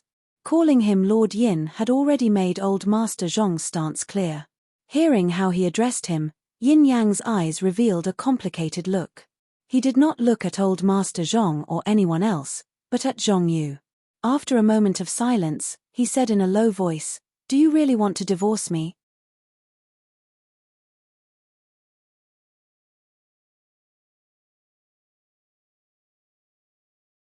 Chapter 125, To Qingju Yes. Zhong Yu didn't want to deal with Yin Yang initially, but when she heard those words, she nodded, her eyes showing nothing but resolve. Seeing her nod, Yin Yang also nodded, then spoke softly, "Okay. Yang do you know what you're saying?" At this moment, old Madam Yin panicked. She looked at Yin Yang with disapproval in her eyes. But Yin Yang didn't look at her, instead he turned to old Master Zhong, "Father-in-law, if we're to divorce, we must follow the proper process. We need to inform the emperor as well. So, for the next few days, you and your mother-in-law may stay in the mansion. There's no need for that. We can stay in an inn." Upon saying this, old Master Zhong directly addressed Zhong Yu. You should sort out your dowry as soon as possible. Tomorrow, I will have Kai and his men take your dowry away. As for let him stay with me at the inn." "Yes, father." After saying this, old Master Zhong turned to Zhong Kai, Kai, for the next few days, you will stay in your aunt's courtyard. If anyone dares to bully your aunt, don't hesitate to fight them, regardless of the outcome." "Yes, grandfather." Once these arrangements were settled, old Master Zhong and his wife, old Madame Zhong, left the Yin family with their people. As they approached the Yin family's gate, Shui Yang turned to Jiang Peihuan, "Huan come and greet Uncle Zhong and Auntie Zhong." Huan greets the old master and old madam. Seeing the elegant girl standing in front of them, old Madame Zhong's eyes filled with joy. She reached out and took Jiang Peihuan's hand, smiling, "This is the first time I've met you. I should have brought a gift, but we were in such a hurry. I'll make up for it later." "You're too kind, old madam. Being Jiang Hong's daughter, you must have learned martial arts, right?" At this point, old Master Zhong turned to Jiang Peihuan and asked. At this moment, old Master Zhong looked at Jian Peihuan and asked. Upon hearing this, Jiang Peihuan nodded, "I've trained for a few years. In that case, I'll give you this dagger." As Jiang Peihuan's voice fell, she saw old Master Zhong present a dagger to her. Its black sheath gave off a chilling aura. When she unsheathed the dagger, she could hear a cold whistling sound. "This dagger has accompanied me on the battlefield for many years, and it has killed many. Now, I give it to you. Old man, Huan is a decent girl. Why are you giving her such a violent thing?" Old Madame Zhong, who was nearby, frowned at old Master Zhong upon hearing this. However, Jiang Peihuan respectfully bowed, "Thank you, old master." Seeing the joy in Jiang Peihuan's eyes, the old master also showed a trace of a smile. "Yang you take Huan back to the mansion. Well, go find an inn." With that, old Master Zhong prepared to mount his horse, but was stopped by Jiang Peihuan. Then, Jiang Peihuan turned to Shui Yang and said, "Mother, didn't you prepare a dowry house for me on West Street? Why not let the old master and old madam stay there? It's more comfortable than an inn. Uncle Zhong, Auntie Zhong, please stay in one of my house. The environment there is much nicer than any inn." Old Master Zhong, having spent his life in battlefield, was straightforward. After hearing Shui Yang's proposal, he immediately went with them to the house on West Street. Because the Zhong family had traveled a long way, Shui Yang didn't bother them any further. After settling them in, she took Jiang Peihuan and left. However, once they were in the carriage, Jiang Peihuan noticed that Shui Yang seemed uneasy. Thinking back to Shui Yang's conversation with old Madame Zhong, Jiang Peihuan couldn't help asking, "Mother, what's wrong? Did old Madame Zhong mention any troubles?" "It's not Auntie Zhong, it's your maternal grandmother." "Maternal grandmother?" Jiang Peihuan hadn't had much contact with the Shui family. She only remembered that after her family had an incident in her previous life, several of her cousins from the Shui family had visited her. "Your maternal grandmother has been ill for half a year, but she didn't let your uncle tell me." As she spoke, Worry and anxiety filled Shuiyang's eyes. Seeing her mother's expression, Jiang Peihuan said gently, "Mother, why don't you go to Qingju to see grandmother?" "I can't. Even though your father has handed over the commander seal, the emperor hasn't fully restored his trust in him. If I go to Qingju now and the emperor hears of it, he will undoubtedly suspect your father." Upon hearing this, Jiang Peihuan frowned. After a moment of silence, Jiang Peihuan looked at Shuiyang and said, "In that case, mother, I'll go to Qingju." "You?" "Yes." Nodding, Jiang Peihuan spoke softly, "I will ride there with Yi Xiao and Deputy General Liu. Round trip on horseback will take about 4 days. I should be able to return in less than 10 days. Maternal grandmother has been ill for half a year without recovering. I suspect the doctors in Qingju have limited skills. Yi Xiao is proficient in medicine, it's a good opportunity to bring her to treat grandmother." Upon hearing Jiang Peihuan's words, Shuiyang seemed somewhat persuaded. Among all her concerns, her current most worry is for old Madame Shui's health. After a few seconds of silence, Shuiyang nodded, "All right, then you should go tomorrow." "No, mother, I'll depart tonight."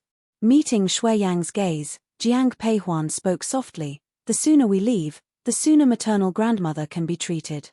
The mother and daughter hurried to the general's mansion. After hearing Shuiyang's words, Jiang Hong immediately nodded in agreement.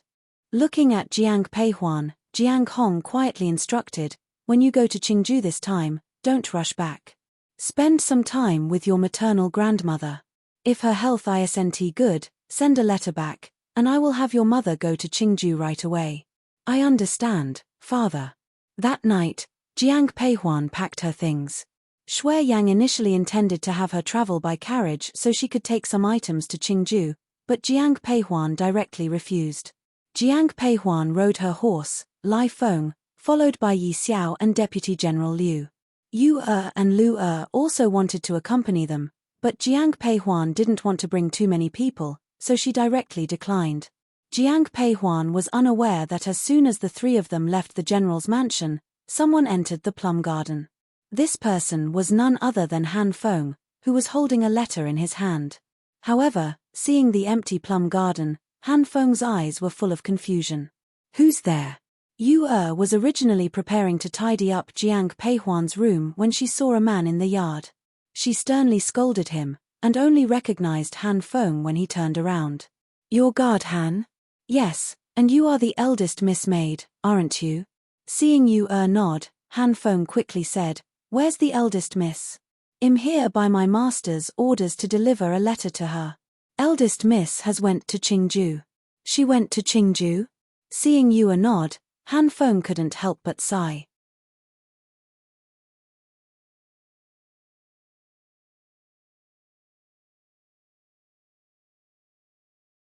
Chapter 126.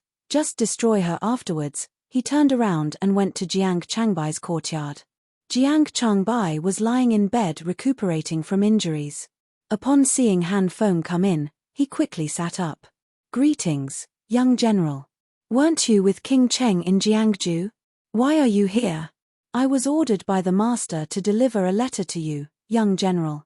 As he spoke, Han Feng pulled out a letter from his own clothes and handed it over to Jiang Changbai. Jiang Changbai took the letter without rushing to open it. Instead, he looked at Han Feng and laughed. "Your master wouldn't made you rush all this way just to deliver this letter to me, right?"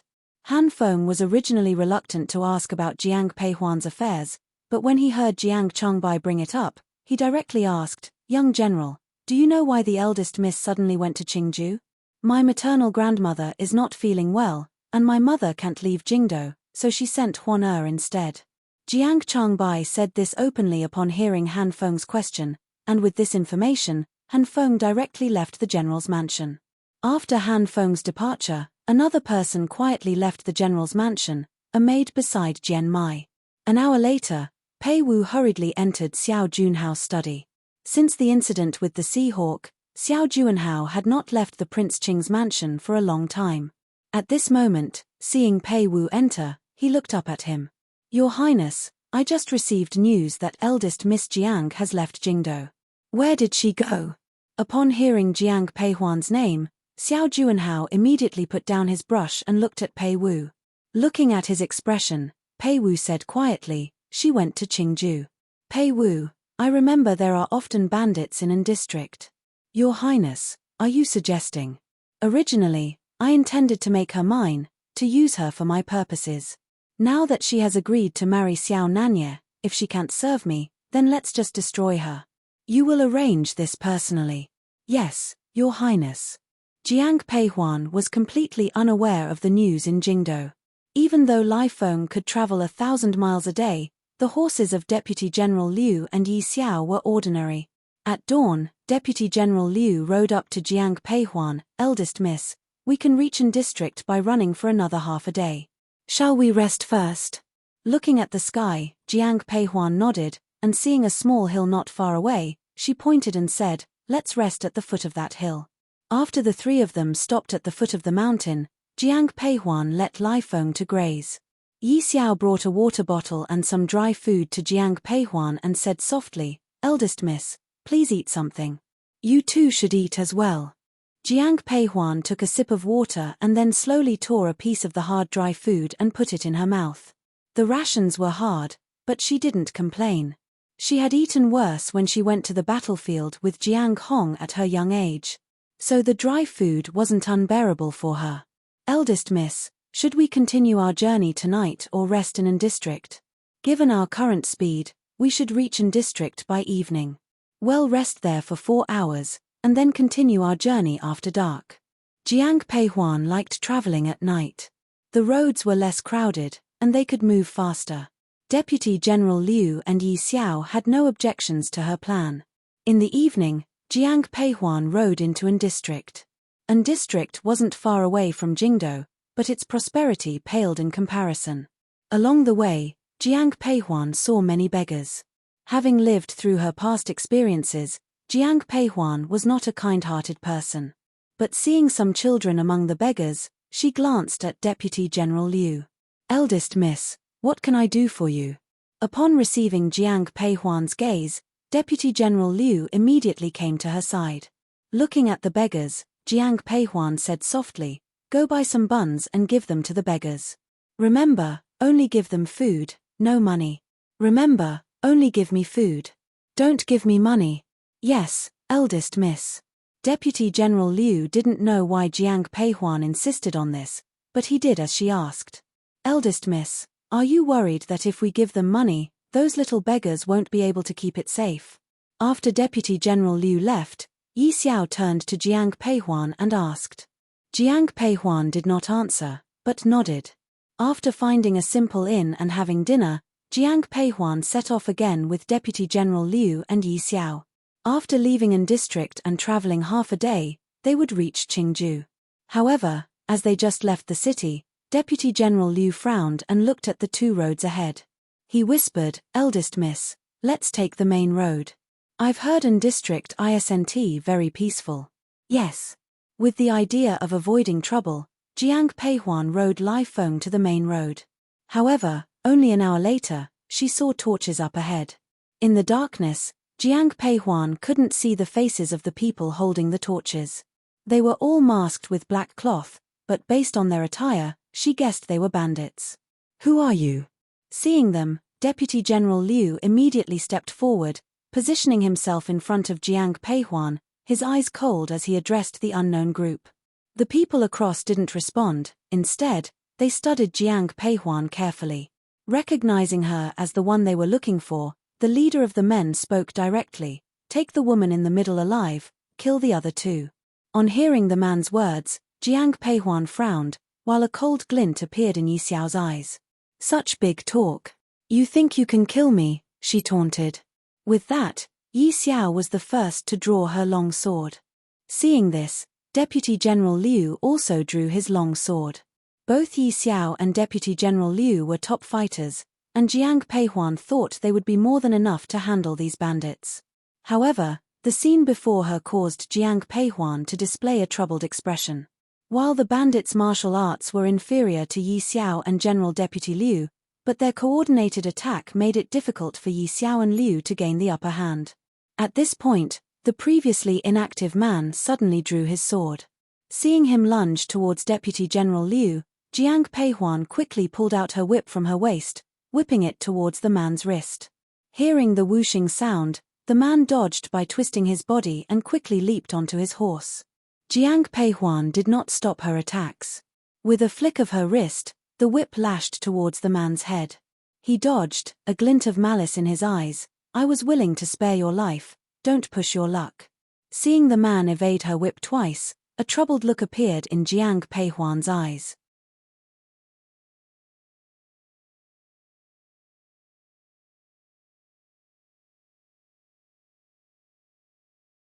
Chapter 127, Lin Shinken's past. Are you after my wealth or my life?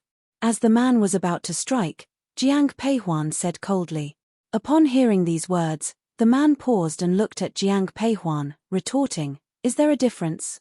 "Of course there is. If you're after money, just name a price, I won't shortchange you.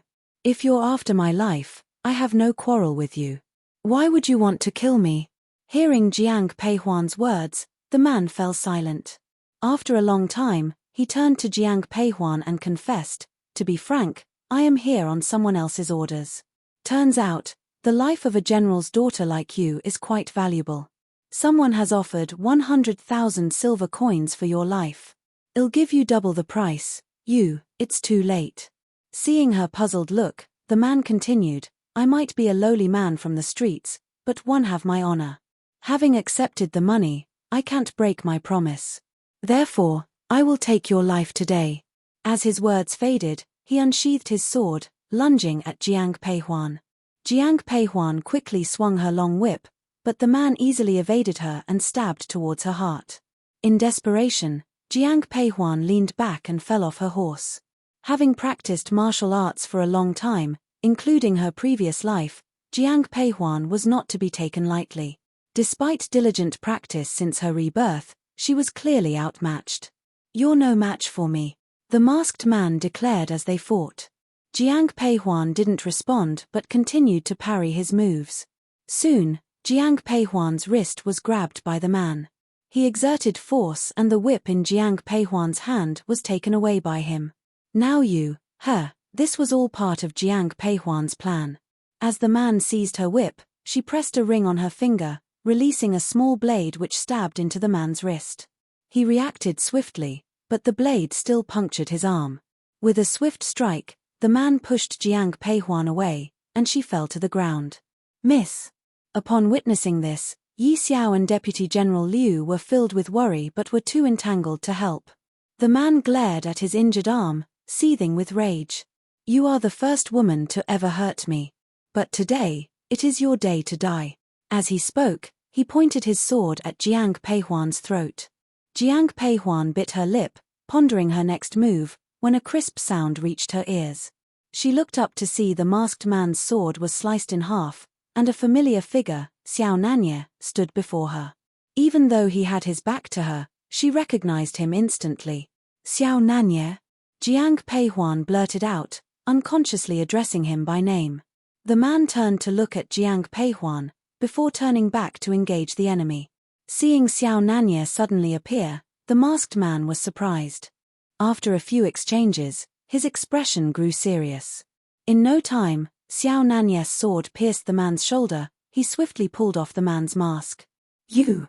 As the mask fell, the man instinctively covered his face, but Jiang Peihuan had already seen it. She recognized the man. He was Lin Xingchen, Lin Ruhai's cousin. "You dare to hurt her? You're simply tired of living." Xiao Nanye's voice trailed off as he pointed his sword at Lin Xingchen's throat, but Jiang Peihuan's voice stopped him. "Xiao Nanye, wait. Quan what did you just call me?" Initially, Xiao Nanye thought he misheard, but now hearing Jiang Peihuan call his name again filled him with joy. However, Jiang Peihuan quickly corrected herself. "Your Highness, Quan one hope you can call me by my name in the future." "That's not right." Before Jiang Peihuan could finish, Xiao Nanye gently cut her off. Seeing the man's earnestness, a hint of helplessness crossed her eyes. "There's nothing wrong with it.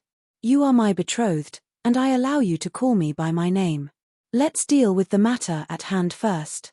Unwilling to argue about this, Jiang Peihuan changed the subject. Upon hearing her voice, Xiao Nanye turned his gaze to Lin Xingchen. Huan do you know him? Indeed, he is the only legitimate son of the Lin family, Lin Xingchen. How do you know who I am? Not just Xiao Nanye, even Lin Xingchen was surprised at Jiang Peihuan's knowledge. But Jiang Peihuan did not explain. She got to know Lin Xingchen because in her previous life, he kidnapped Lin Mengyao. This time, Xiao Juanhao personally went to rescue Lin Mengyao, even at the risk of revealing that he knew martial arts. At that time, Jiang Peihuan was worried about Xiao Juanhao, so she followed him. Now the Lin family is led by Lin Ruhai, but the Lin family's initial rise was because of Lin Xingchen's grandfather.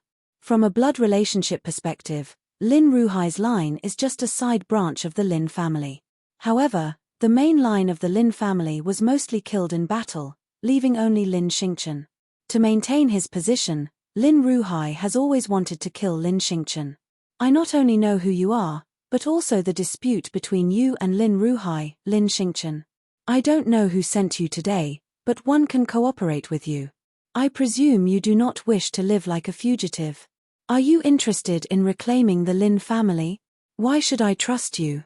Upon hearing Jiang Peihuan's words, Lin Xingchen's eyes were full of complexity. After a moment of silence, he looked at Jiang Peihuan with cold eyes. However, Jiang Peihuan already knew that the other party was moved. After glancing at Lin Xingchen, Jiang Peihuan directly said, "The enemy of the enemy is a friend. My quarrel with the Lin family is the reason. How can you help me? Can you lend me your troops?" Lin Xingchen had heard of the conflict between the general mansion and the Lin family. Looking at Lin Xingchen, Jiang Peihuan smiled. The general's mansion naturally cannot help you with troops, but you can reclaim everything that originally belonged to you.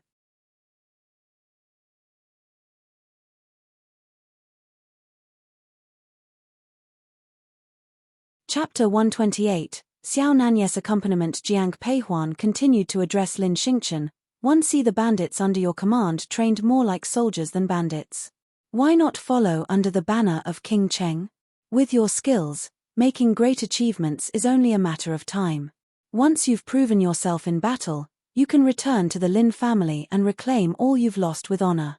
Moreover, it's such a waste for a distinguished family's young master like you to become an outlaw. I don't believe in a free lunch in this world. Miss Jiang, what's your purpose in helping me? It's simple. First, tell me who wants to kill me. Second, helping you does no good for the Lin family, but it does help my general's mansion. Third, you have natural talent for leadership. It's a pity if your abilities aren't utilized on the battlefield. While Jiang Peihuan and Lin Xingchen spoke, Xiao Nanye remained silent. However, when Lin Xingchen turned to him, Xiao Nanye calmly said, "You hurt my future queen. For that you must die. But since Huana said that you are a born military genius, then for the sake of Qi Kingdom's people, I will give you a chance." Lin Xingchen might not trust Jiang Peihuan, but he trusted Xiao Nanye.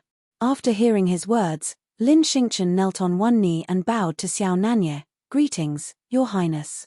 Then, Lin Xingchen looked back at Jiang Peihuan. "The one who sent me today is Prince Qing." Xiao Juanhao?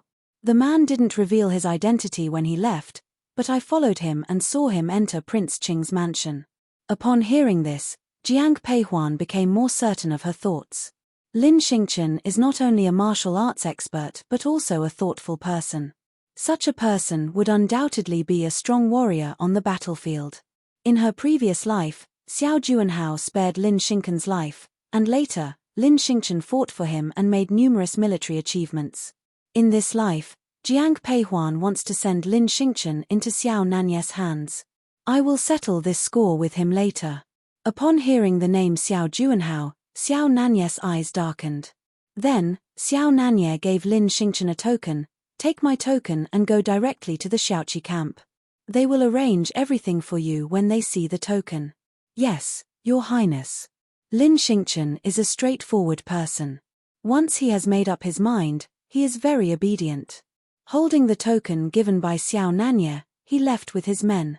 After they left, Jiang Peihuan turned to the man beside her. "Didn't you go to Jiangju? Why did you come here?" I received a letter from Han Feng saying you were going to Qingju. And district is a must-pass route to Qingju, so one rushed over here hoping to run into you. What if we had just missed each other? Then one would go to Qingju. Hearing this, Jiang Peihuan looked surprised. Looking at Xiao Nanye, she couldn't help but ask, don't you need to return to Jiangju? No need, the matter has been investigated. I have already asked Han Feng to deliver the letter to your elder brother. He will handle the rest. So, I can accompany you to Qingju next. To Qingju? Yes. Seeing Xiao Nanye nodding, Jiang Peihuan couldn't help but ask, the round trip from Qingju to the Jingdo takes several days. Aren't you afraid the emperor will be looking for you? It's okay, I've already sent a letter to the emperor, saying I'm going to travel for a few days. It was originally a trio, but it ended up being a quartet. Xiao Nanye and Jiang Peihuan rode their horses side by side, while Yi Xiao and Deputy General Liu followed behind. Jiang Peihuan originally wanted to rush to Qingju directly, but the slap from Lin Xingchen had caused her some internal injuries, so Xiao Nanye insisted on resting overnight before continuing the journey. There were no inns since they had already left the county, so they finally stopped at a run-down temple. You two split up, one to gather some firewood, the other to see if there's any food. As soon as they walked into the run-down temple, Xiao Nanye gave instructions to Yi Xiao and Deputy General Liu. Seeing Xiao Nanye alone by Jiang Peihuan's side, Deputy General Liu hesitated a little, but remembering Xiao Nanye's frequent late-night visits to the plum garden in Jingdo, he was at ease.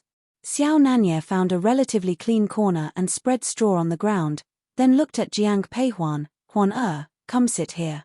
Just as Jiang Peihuan sat down, she saw Xiao Nanye heading outside. She instinctively asked, where are you going? I'm going to look for water nearby. Everyone's water bottles were empty. Xiao Nanye took the water bottles and left the temple. However, worried about Jiang Peihuan, Xiao Nanye didn't go far. He filled the bottles from a nearby creek and returned straight away. Jiang Peihuan was resting in the corner. When she heard a noise, she immediately opened her eyes. Seeing that it was Xiao Nanye, she relaxed. Have some water. The man opened the water bottle and held it to Jiang Peihuan's lips. Jiang Peihuan took the water bottle and had a few sips. Are you done drinking? Seeing Jiang Peihuan nod, Xiao Nanye brought the water bottle to his mouth and drank a few mouthfuls of water from Jiang Peihuan's water bottle. He gulped down several mouthfuls of water, clearly thirsty. Jiang Peihuan initially wanted to say that it was her water bottle, but seeing Xiao Nanye in this state, she couldn't help but ask, didn't you drink any water when you went to fetch it? I was worried about you being alone here, so I came back first. The man subconsciously spoke. After setting down the water bottle, he sat down next to Jiang Peihuan. At this moment, Yi Xiao and Deputy General Liu also walked in. Yi Xiao was holding a large bundle of firewood in her hands, while Deputy General Liu was carrying 2 cleaned fish. Once they sat down, Vice General Liu said softly, Miss, Your Highness, there aren't many wild animals in this area, so we only managed to catch these 2 fish. Please make do with these. It's okay, these 2 fish are quite big, enough for the 4 of us. After looking at the fish in Deputy General Liu's hands, Jiang Peihuan spoke softly. Each fish weighed 3 catties. Yi Xiao quickly lit the fire, Deputy General Liu set up the rack, and then the fish were placed on the fire to roast. Initially, both fish were in Deputy General Liu's hands, but suddenly Xiao Nanye stretched out his hand, give me one. Your Highness, I will, I'll roast the one Huan is going to eat. Upon hearing these words, Deputy General Liu didn't persist, and handed the larger one to Xiao Nanye. Xiao Nanye's movements were very skilled, which didn't surprise Jiang Peihuan. Others might not know, but she was well aware. When Xiao Nanye fought in the war, he basically lived and ate with the soldiers, so it was very normal for him to know how to roast a fish. An hour later, Xiao Nanye cut a piece of fish with a dagger and handed it to Jiang Peihuan. Huan try it.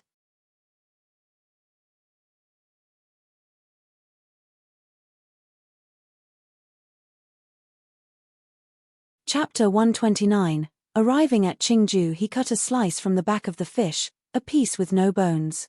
Jiang Peihuan took it from the Xiao Nanye's hand and tasted it gently. How does it taste? It's good. There wasn't any flavor other than the fish itself. But the fish was quite fresh, so it tasted pretty nice. Hearing Jian Peihuan's words, Xiao Nanya smiled and continued to cut the fish. After eating several pieces, Jiang Peihuan looked at Xiao Nanya and said, "I'm full now. You should eat some too." Hearing Jiang Peihuan say she was full, Xiao Nanya put his knife away. He was less meticulous when he ate, simply bringing the fish to his mouth. After chewing off the flesh, he tossed the fish bones into the fire. There was something charmingly ordinary about Xiao Nanya in that moment. When he had thrown away the fish bones, Jiang Peihuan handed him her handkerchief. Looking at his puzzled expression, Jiang Peihuan said softly, "Your hands are greasy, wipe them." The man smiled, accepted the handkerchief from Jiang Peihuan, and wiped his hands. But instead of returning the handkerchief, Xiao Nanya tucked it into his own sleeve. Witnessing this, Yi Xiao and Deputy General Liu, who were on the other side, were full of surprise. "What are you looking at?" Suddenly, a cold gaze fell on them. Facing Xiao Nanya's unemotional look, Yi Xiao and Deputy General Liu hurriedly averted their eyes. That night, they all slept a while in the temple. In the early morning, when the sky was just beginning to lighten, Jiang Peihuan opened her eyes. As soon as she woke, she noticed that the coat she was wearing was Xiao Nanya's. Turning her head, she found Xiao Nanya was not there. "Eldest miss, you're awake." Yi Xiao sat across from Jiang Peihuan, and when she saw her open her eyes, she quickly said. At this time, Jiang Peihuan noticed that Deputy General Liu was also gone. Looking at Yi Xiao, she asked softly, "Where's Xiao Nanya?" His Highness went out with Deputy General Liu, saying they would find something for you to eat. "Huan you're awake." Before Yi Xiao could finish speaking, Jiang Peihuan saw Xiao Nanya approaching. He was only wearing a thin shirt, and his sleeves were a bit wet. Deputy General Liu followed behind Xiao Nanya carrying 2 wild chickens in his hands. Seeing the 2 wild chickens, Jiang Peihuan's eyes showed a touch of surprise. "Eldest miss, His Highness' airwalk skill is truly extraordinary. These 2 wild chickens were caught by him. Enough, go clean them up." Seeing Deputy General Liu about to say something more, Xiao Nanya spoke directly. Seeing this, Yi Xiao quickly said, "Give them to me, I'll take them outside and clean them."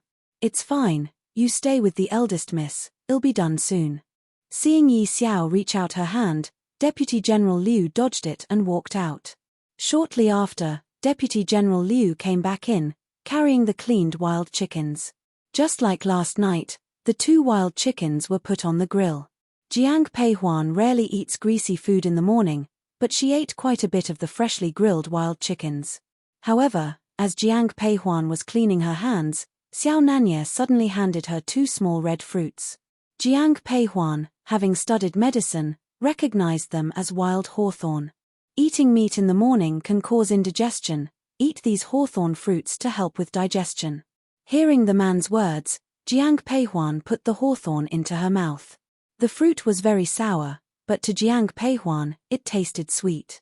When the sky was bright, all of them rode to Qingju.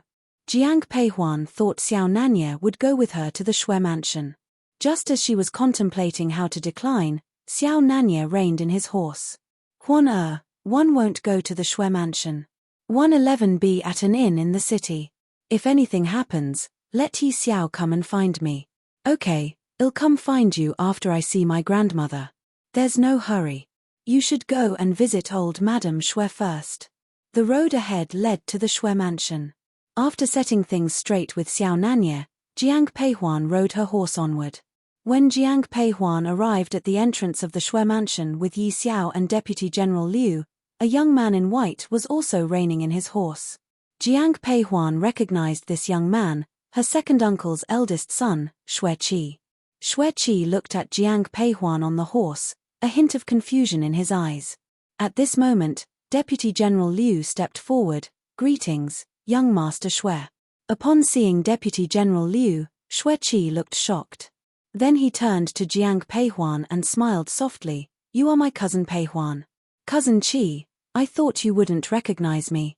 Counting the time, it had been several years since Jiang Peihuan and Shui Qi had last met. In her previous life, the last time Jiang Peihuan saw Xue Qi was when her family was being raided. Xue Qi, leading his soldiers, questioned Xiao Juanhao but was ordered to be killed. People say that a girl changes a lot when she grows up. Our Peihuan has grown into such a beautiful young woman. Let's go meet grandmother. Seeing you will surely make her very happy.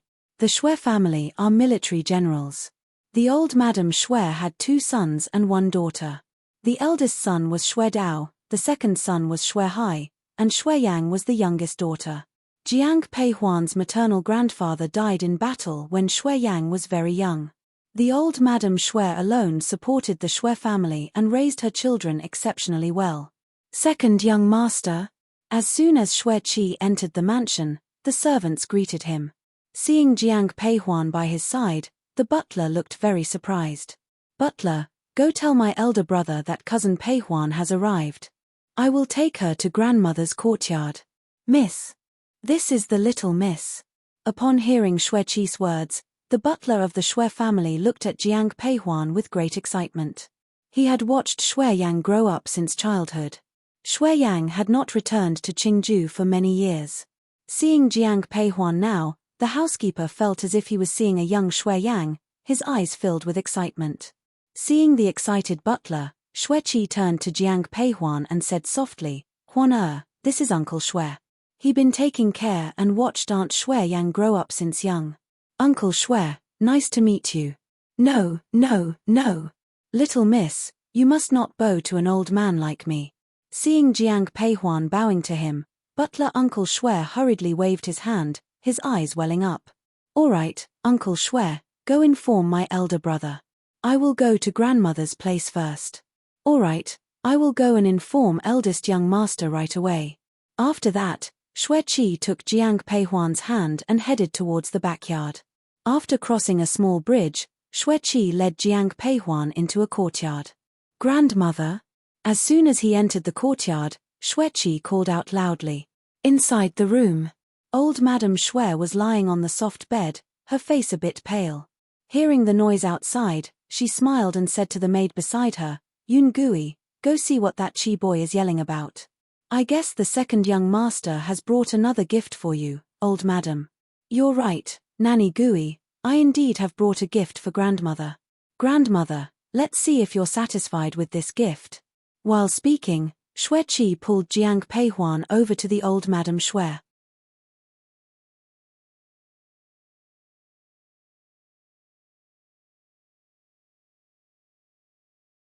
Chapter 130. It's not illness, it's poisoning Huan. Are you Huan? Old Madame Xue appeared weak, but her eyes lit up with excitement as she looked at the person brought before her by Xue Qi. As she spoke, tears rolled down old Madame Xue's cheeks.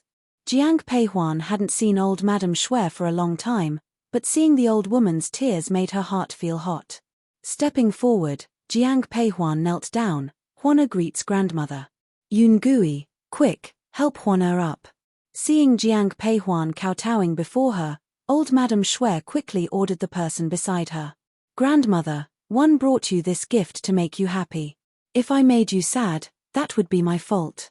My elder brothers will punish me when they arrive. You indeed need a lesson. As soon as Xue Qi finished speaking, a clear male voice sounded from outside. Jiang Peihuan turned her head and saw a scholarly young man enter the room. This was Xue Tao's eldest son, Xue Ji. Second brother, I heard our cousin Huan is here. Where is she? A young man in a green shirt appeared behind Xue Ji. This was Xue Tao's second son, Xue Zhon. You guys, don't scare Huan.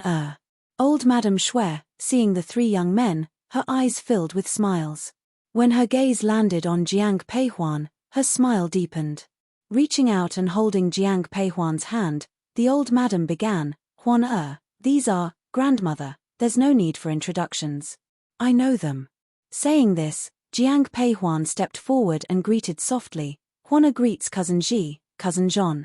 Seeing Jiang Peihuan correctly say their names, both Xue Ji and Xue Zhon looked surprised.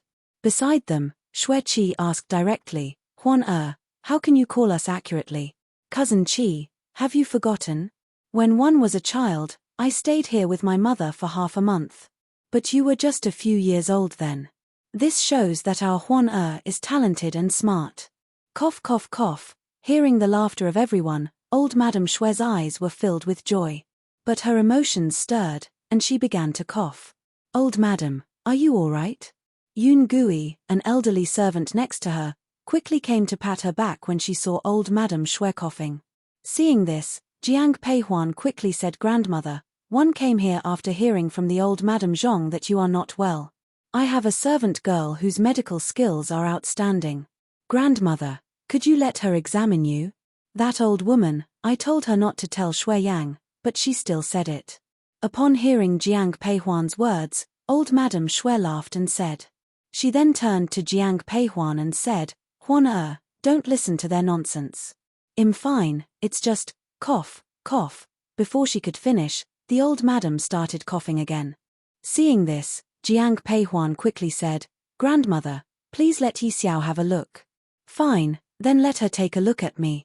Old Madame Shui had seen countless doctors in the past half a year and had given up hope for her health. However, not wanting to disappoint Jiang Peihuan, she nodded in agreement. Seeing the old madam nodding, Jiang Peihuan called out softly, Yi Xiao, come in. Yi Xiao was waiting outside the door. Upon hearing Jiang Peihuan's voice, she immediately entered. Yi Xiao, come and take Grandma's pulse. Yes, eldest miss. Yi Xiao bowed to everyone in the room, then approached old Madame Shui, reaching out to take her pulse. Usually, it only took a moment to take her pulse, but this time, Yi Xiao took half a tetami before releasing old Madame Shui's hand. Everyone from the Shui family looked worried. Shui Qi broke the silence. Yi Xiao, is my grandmother sick? Yi Xiao stood up and addressed Jiang Peihuan and the Shui family. Eldest miss, gentlemen, old Madame Shui is not sick, she is poisoned. Poisoned? How could she be poisoned out of the blue? Upon hearing Yi Xiao's words, everyone in the Shui family changed their expressions. Shui Zhon was the first to react. I'm going to inform our parents right now. Cousin Zhon, wait. As Shui Zhon prepared to leave, Jiang Peihuan quickly spoke up, causing Shui Zhon to stop and look at her. Facing Shui Zhon's puzzled expression, Jiang Peihuan said quietly, Cousin Zhon, the people around grandmother are all close to her. Even her food and drink are carefully managed. If she is poisoned, one fear the poisoner may be someone from within the house. Therefore, I think it's best not to spread this news until the poison is neutralized. Huan you mean to say that the person who poisoned our grandmother is someone from our house? At this point, Shuiji looked at Jiang Peihuan and spoke. Jiang Peihuan nodded in agreement but said nothing. The room fell silent. After a long while, old Madame Shui looked at her grandsons and said, You boys, handle this according to what Huan has said. No one must know about this. Not even your parents. Yes, grandmother. Shuiji, Shui Qi, and the others had been raised by old Madame Shui since they were children, so they respected and listened to her. Yi Xiao, do you know what poison our grandmother has been given? Can it be cured? Don't worry, eldest miss, the poison can be cured. Seeing that old Madame Shui was looking tired, Jiang Peihuan suggested she take a rest. After they had left old Madame Shui's courtyard, Yi Xiao turned to Jiang Peihuan and said, Eldest miss, after the poison in the old madam's body is removed, she will still need a period of rest. Therefore, 1 am afraid we may need to stay in Qingju for half a month. That's fine. One will write to my mother and inform her of the situation here with my grandmother. Huan I'll walk you back to your room. Hearing a voice from behind, Jiang Peihuan turned her head to see Shui Qi coming her way. Shui Ji and Shui Zhon had other matters to attend to, so they bid Jiang Peihuan farewell and left. Do you have some free time, Cousin Qi? I have been free these past few days. With that, Shui Qi accompanied Jiang Peihuan to her quarters. Before her marriage, Shui Yang lived in a well-maintained courtyard, and that's where Jiang Peihuan was now accommodated. Huan you must be tired. Take a rest. Later, we will have to go to grandmother's quarters for dinner. I'll come and find you then. Take care, Cousin Qi. Yi Xiao, what poison has our grandmother been given? Jiang Peihuan had asked this question earlier in old Madame Shui's quarters, but Yi Xiao hadn't answered then. Once Shui Qi had left, Jiang Peihuan repeated her question. After pouring a glass of water for Jiang Peihuan, Yi Xiao finally answered, "Eldest miss, old Madame Shui was poisoned with rosemary." "Rosemary?" Seeing Yi Xiao nod, Jiang Peihuan's eyes revealed some gloominess. Rosemary is a slow-acting poison. It takes at least a year and up to 3 for the victim to die unnoticed.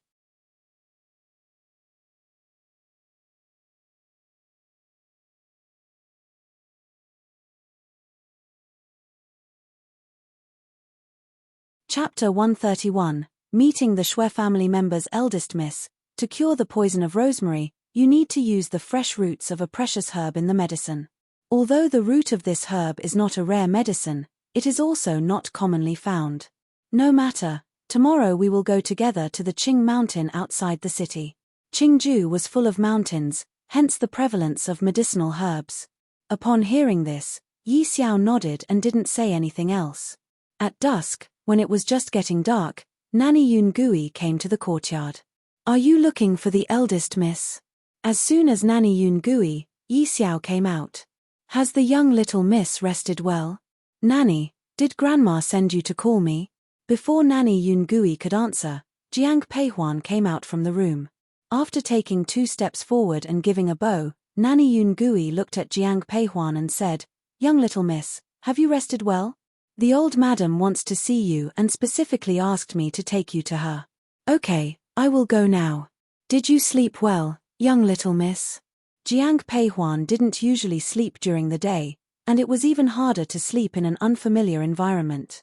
However, hearing Nanny Yun Gui's words, she still smiled and nodded, "I rested very well." Jiang Peihuan followed Yun Gui in silence to the courtyard of old Madame Shui. Before they reached the entrance, they heard the lively voices inside. "Mother, you must be happy now that Huana has come. Let her stay in the house for a while to keep you company." "Yes, Mother, I'll ask Nanny Yun to prepare some of Yang Er's favorite food for when Huana goes back, so she can take it to Yang Er." The speakers were Shui Dao and Shui Hai. Shui Dao looked fierce, but Jiang Peihuan knew better than anyone that her big uncle was very honest. Shui Hai was more handsome and free-spirited. But whether it was Shui Dao or Shui Hai, both brothers were very fond of their youngest sister, Shui Yang. "Old madam, young little miss is here." Everyone in the main hall looked towards the door. As soon as she saw Jiang Peihuan, the old Madame Shui showed a smile and quickly waved her over. "Huan come here." "Greetings, big uncle, second uncle, and 2 aunts." After Jiang Peihuan bowed to the old madam, she paid her respects to Shui Dao and Shui Hai. "In a blink of an eye, our Huana has grown so big." The person who spoke was Jiang Peihuan's second aunt, Xu Yunyang. Xu Yunyang and Shui Yang were not only good friends but also sisters-in-law, and they were always close. So seeing Jiang Peihuan now, Xu Yunyang's eyes were full of smiles, and she held Jiang Peihuan's hand tightly. Seeing the smile in Xu Yunyang's eyes, Jiang Peihuan's eyes also lit up with a smile. But just as she was about to speak, a sharp female voice rang out, "Second sister-in-law, those who knows will know that Huan is our niece. Those who don't know would think she is our Shui family's miss." Hearing this voice, Jiang Peihuan immediately knew that the person speaking was her eldest aunt, Wang Fengyi. Wang Fengyi was the legitimate youngest daughter of the Wang family. Compared to the Wang family, the Shui family had a lower status. Moreover, Wang Fengyi had always disliked Shui Dao, who she thought was a crude man. However, her own grandfather had insisted on marrying her to the Shui family, seeing the potential in the Shui brothers. The people of Shui family knew that Wang Fengyi was married beneath her status, so they always gave her some leeway. Even Shui Dao, who didn't mind his bossy wife, took a step back. But hearing her words now, Shui Tao's face grew cold. "What nonsense are you talking about? Huan is Yang Er's daughter, and naturally, she's also a daughter of our Shui family." "Shui Dao, have you lost your mind? The Shui family has only one daughter, and that is Ru Er. Mother, why are we having our meal at grandmother's today?" As Wang Fengyi's words fell, a woman dressed in red appeared at the door. This was Shui Tao's illegitimate daughter, Shui Ru. The Shui family was a military family and didn't pay much attention to the distinction between legitimate and illegitimate children. Furthermore, Shui Yu was the only girl in the Shui family, so she was a bit spoiled. Your sister Huan came to the mansion today. How come you only got back now? Shui Dao looked at his daughter and spoke in a cold voice. Despite being somewhat afraid of her father, Shui Yu felt less fearful seeing Wang Fengyi seated to one side. I went out to buy jewelry today. Enough, greet your sister Huan first. Whether it was in her past or present life, Jiang Peihuan didn't have much interaction with Shui Yu. The only thing she knew was that in her past life, when she was manipulated by Xiao Juanhao, Shui Yu had come to mock her on purpose. However, at that time, Jiang Peihuan could no longer care about her anymore. Cousin. In front of all the Shui family members, Jiang Peihuan nodded at Shui Yu. Why did you suddenly come to my house? Looking at Jiang Peihuan, Shui Yu directly asked. As soon as she finished speaking, everyone frowned. Just when old Madame Shui was about to get angry, Jiang Peihuan quickly said, My mother missed grandmother, so she sent me here to check on her. Hearing this, Shui Yu pursed her lips, but just as she was about to speak, old Madame Shui said, Enough, let's eat first. Those who don't want to eat here can go back to their own yards. When she said the last sentence, old Madame Shui's eyes fell directly on Shui Yu. In the Shui mansion, old Madame Shui was the decision-maker, and thus Shui Yu was always careful not to displease her. Seeing the expression in old Madame Shui's eyes, Shui Yu looked a little uncomfortable. But she didn't dare to blame Madame Shui, so she glared at Jiang Peihuan instead. Huan one heard from Yang that you and His Highness King Cheng have already made a marriage agreement. The Shui family didn't have so many rules and didn't believe in the rule of not speaking at meal times. So just as Jiang Peihuan sat down at the table, she heard Shui Hai's words. Putting down her chopsticks, Jiang Peihuan nodded, Yes, the emperor has given his blessing to our marriage. His Highness King Cheng is young but already famous, a young hero. If you marry him, it would also be. He has spent years on the battlefield, he is a rough man. He and you, my cousin, seem well matched. Before Shui Hai could finish his sentence, Shui Yu cut him off. As an elder, it wasn't appropriate for Shui Hai to argue with Shui Yu, a younger family member. But Shui Qi did not hold back.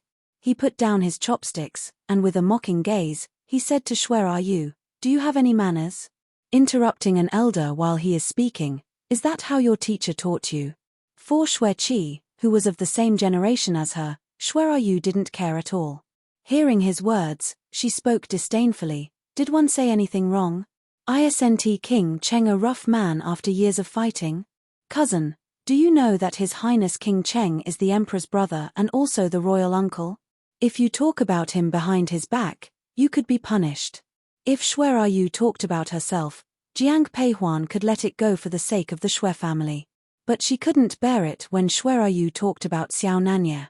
Looking at Shui Yu, Jiang Peihuan spoke calmly.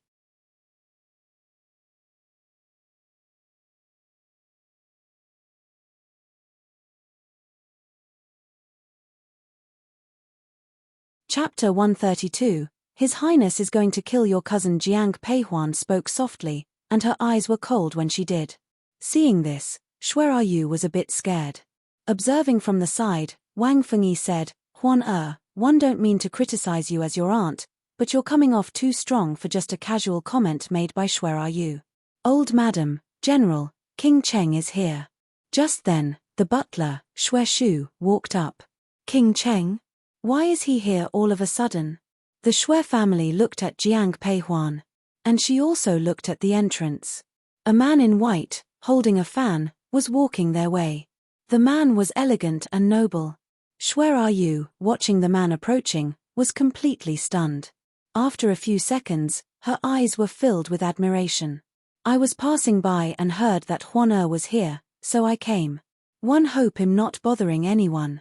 Your visit is our honor, Your Highness. The old madam of the Shui family was going to bow, but Xiao Nanye stopped her. In a few months, Huan and I will be married. You don't need to bow to me. Just treat me like a family member. In that case, why don't you stay with us tonight? Would that be too much? Hearing this, Xiao Nanye seemed interested, but he pretended to be modest. Of course not. This was said by Shui Dao. Shui Dao turned to Shui Shu. Tell the kitchen to make another meal and bring some good wine. Yes, General. Since everyone had already started eating, they couldn't let Xiao Nanya eat leftovers. They had to prepare fresh food for Xiao Nanya. The old madam wanted to give Xiao Nanya the main seat, but he preferred to sit next to Jiang Pei Huan. Your Highness King Cheng, since you and Huan will be married soon, we are practically family now. Let's drink to that. Shui Dao was a fan of drinking, but he was the only one in the Shui family who could handle a lot of alcohol. The old madam usually didn't allow him to drink much, but today she didn't say anything due to Xiao Nanya's presence. Shui Dao asked Butler Shui to bring out his best wine. Here's to you, General Shui. Hearing Shui Tao's words, Xiao Nanya picked up his glass and finished his drink in one gulp. Seeing this, Shui Dao was thrilled. You're very direct, Your Highness. At the table, Xiao Nanya mostly talked to Shui Dao, but he always looked at Jiang Pei Huan. And Shui Yu only looked at Xiao Nanya. After 3 rounds of drinks, Xiao Nanya wasn't drunk at all, but Shui Dao was. Seeing this, Xiao Nanya directly addressed the old madam Shui, 1 a.m. a bit tired. I'd like to rest now.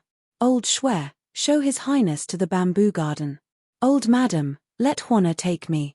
Before the old madam could finish, Xiao Nanya looked at Jiang Pei Huan. Jiang Pei Huan, looking into his eyes, said softly, Grandma, let me take His Highness. One was planning to rest anyway. All right, then you should rest early. Hearing this, Xiao Nanya and Jiang Pei Huan left the old madam's courtyard together. When they stepped outside, Jiang Pei Huan couldn't help but ask the man next to her, Didn't you say you'd wait for me at the inn? Why are you here? I thought you'd come to see me when you were free, but you didn't, so I missed you and came to the Shui mansion. If you don't like it, one can leave right now. The man's eyes were gentle.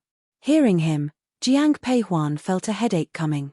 At first, she thought Xiao Nanya was cold and mean. But after spending more time with him, she saw he was quite needy. Forget it, since Your Highness are already here, please stay. Hearing this, Xiao Nanya eyes revealed a smile. Knowing Jiang Pei Huan was tired, Xiao Nanya didn't bother her that night. He let her rest. But, after half an hour, someone knocked on Xiao Nanya's door. He thought it was Jiang Pei Huan and opened the door smiling. Huan you. Who are you? Seeing Shui Yu at the door, Xiao Nanya's smile vanished instantly. He looked distant and cold. But Shui Yu wasn't bothered. Looking at Xiao Nanya's handsome face, she spoke softly, Your Highness, I'm Shui family's daughter. One made a soup to help you sober up. No need. One don't want it. Xiao Nanya interrupted her before she finished. As he was about to close the door, Shui Yu panicked. She quickly reached out her hand, Your Highness, listen to me. Go away. As she reached out, Shui Yu grabbed Xiao Nanya's sleeve. Seeing this, Xiao Nanya looked angry. He pulled his sleeve away from her and scolded her coldly. Shui's eyes were filled with fear when she heard Xiao Nanya's words. However, when she looked at the man's face and thought of his noble status, she gathered her courage and said, Your Highness, I'm Huan cousin. Huan is about to become your princess consort, and I like you very much too. Plus, I'm a better match for you than Huan. After saying this, Shui Yu went up and hugged Xiao Nanya. The man's expression changed. He reached out his hand and threw Shui Yu away. Xiao Nanya didn't hold back. Shui Yu was thrown into a tree and immediately coughed up blood. Young miss. Seeing Shui Yu lying on the ground, her maid Lin was terrified and rushed over. The commotion here also alerted the people of the Shui mansion. When they arrived, they saw Xiao Nanya tearing off his coat and cutting it into pieces with his sword. And he was pointing his sword at Shui Yu. Eldest miss, hurry, go to the bamboo garden. Something has happened. Jiang Pei Huan was about to lie down when she heard Deputy General Liu's voice. She opened the door, confused. What happened? His Highness is going to kill your cousin. What? Hearing Deputy General Liu, Jiang Pei Huan looked shocked. Without saying anything else, she went straight to the bamboo garden. As she entered, she saw the Shui family members on the ground. Xiao Nanya was angrily looking at Shui Yu with a sword in his hand. She quickly went up to him, Xiao Nanye? Hearing her voice, Xiao Nanye's anger disappeared instantly, replaced by a soft look. Why are you here?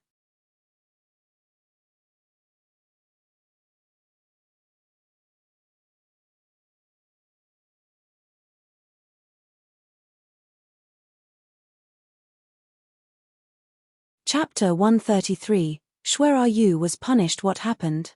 Approaching Xiao Nanye, Jiang Peihuan asked in a soft voice. At her words, Xiao Nanye lost his gentle look and stared at Where are you coldly. If glares could kill, Jiang Peihuan was sure Where are you would have been cut into pieces by now. Xiao Nanye didn't answer Jiang Peihuan. Instead, he looked at Xue Dao, who was kneeling in front of him. General Xue, your family is from a military background, but you should at least know manners.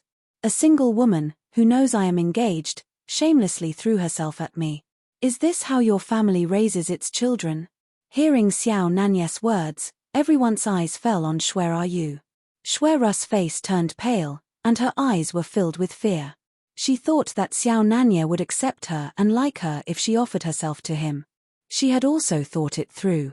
Jiang Peihuan was Xiao Nanye's main consort. She did not ask for the position of the main consort. She only wanted the position of the secondary consort.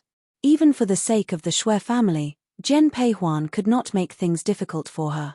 Xue Ru's plan was very good, but she did not expect that Xiao Nanye did not want to look at her at all. He did not even want to have any contact with her. She had only touched him once, but he had already injured her. When Xue Dao heard this, he woke up from his drunk state. Looking at Xiao Nanye, he quickly said, "Please forgive me, Your Highness, for failing to discipline my family properly." Xiao Nanye? Seeing her two uncles kneeling on the ground, Jiang Peihuan was a little worried. Hearing her voice, Xiao Nanye lost some of the coldness in his eyes.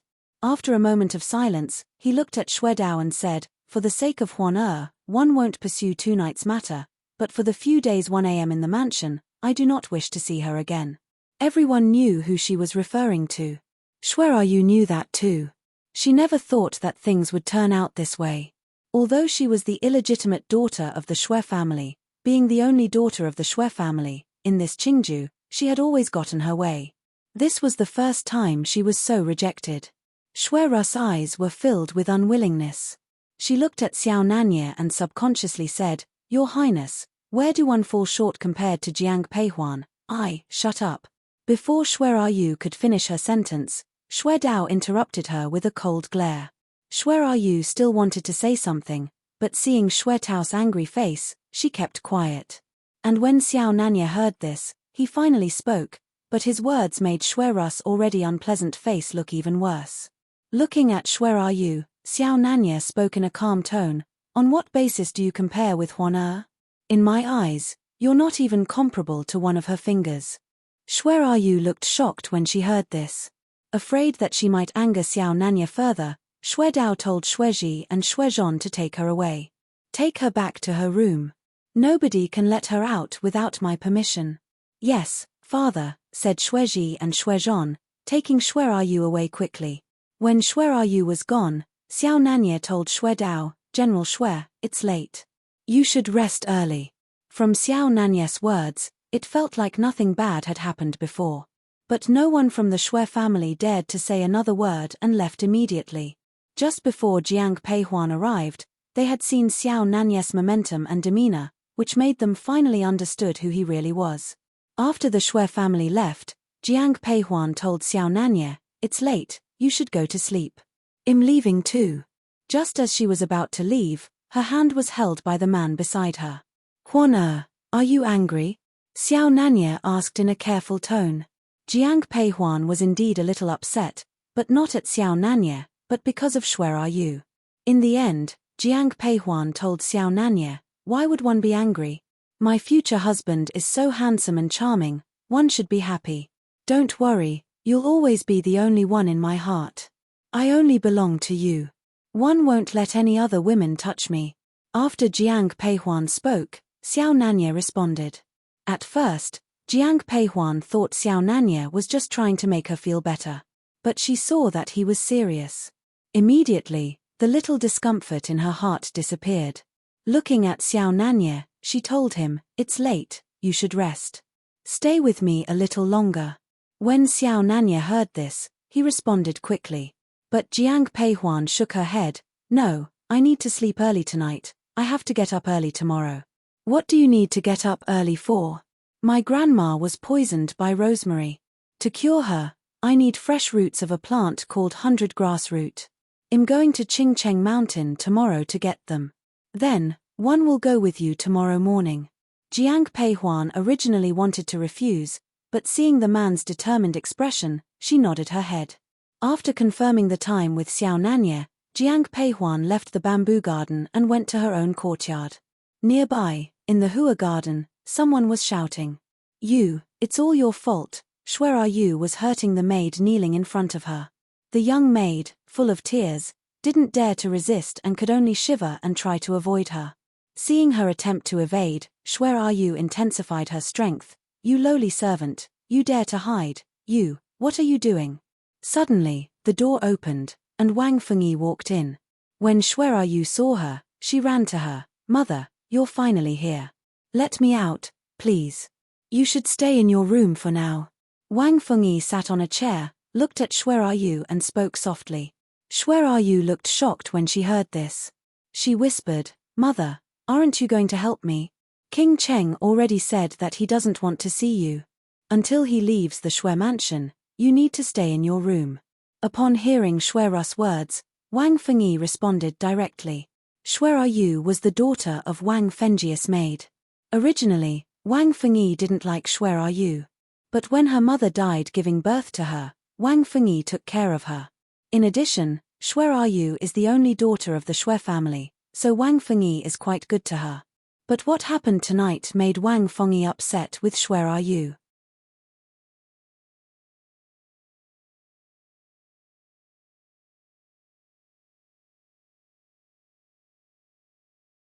Chapter 134, Finding the 100 grass root. Wang Fengyi looked at Shuai Yu and said coldly, "Even when you throw yourself at people, no one wants you. You're as useless as your mother." "Mother!" This was the first time Wang Fengyi had used such words with Shuai Yu. Shuai Yu was shocked to see the mocking look in her eyes. Wang Fengyi stood up. "Stay here for now," she said, then left Shuai's room. Wang Fengyi knew Shuai's intentions. She was happy to see them fulfilled because Shuai Yu called her mother. If Shuai Yu could truly enter the king's mansion, her status in the Shui family would also rise. But looking at the closed door, Wang Fengyi felt disappointed. Jiang Peihuan didn't know about this mother-daughter dispute. The next day, at dawn, Jiang Peihuan was ready to leave.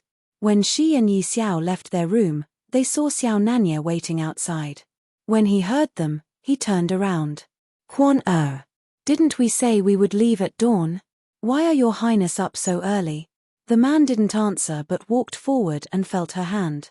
Sensing her fingertips were slightly cold, he looked at Yi Xiao and said, "Go fetch a cloak." Hearing Xiao Nanye's words, Yi Xiao immediately turned and went into the room. A moment later, Yi Xiao came back with a cloak. As she was about to put it on Jiang Peihuan, a hand reached out. Taking the cloak from Yi Xiao's hand, Xiao Nanye carefully put it on Jiang Peihuan. After tying the collar, he softly said, "It's windy in the mountains. Let's go." After a thorough check to ensure Jiang Peihuan wouldn't catch a cold, the man led her away. Deputy General Liu had already led Zui Yun and Lai Feng out. Just as the four of them were about to mount their horses, Jiang Peihuan heard a voice from behind. "Huan where are you going?" It turned out that Shui Qi was up for training and happened to see Jiang Peihuan when they are leaving. When he got closer, he saw King Cheng and saluted him. "Greetings, Your Highness King Cheng." Looking at Shui Qi, Xiao Nanye nodded. Then, Shui Qi turned to Jiang Peihuan and walked to her side. "Huan what's happening?" After briefly explaining the situation of Madame Shui, Jiang Peihuan continued, "I'm going to Qingcheng Mountain to find the 100 grass root. Till go with you." Upon hearing this, Shui Qi immediately said. No matter how Jiang Peihuan refused, Shui Qi insisted on going with them. In the end, Jiang Peihuan could only bring him along. They all rode to the foot of Qingcheng Mountain. When they reached there, the sky was already bright. The path was not suitable for horses, so they could only tie the horses to a tree nearby.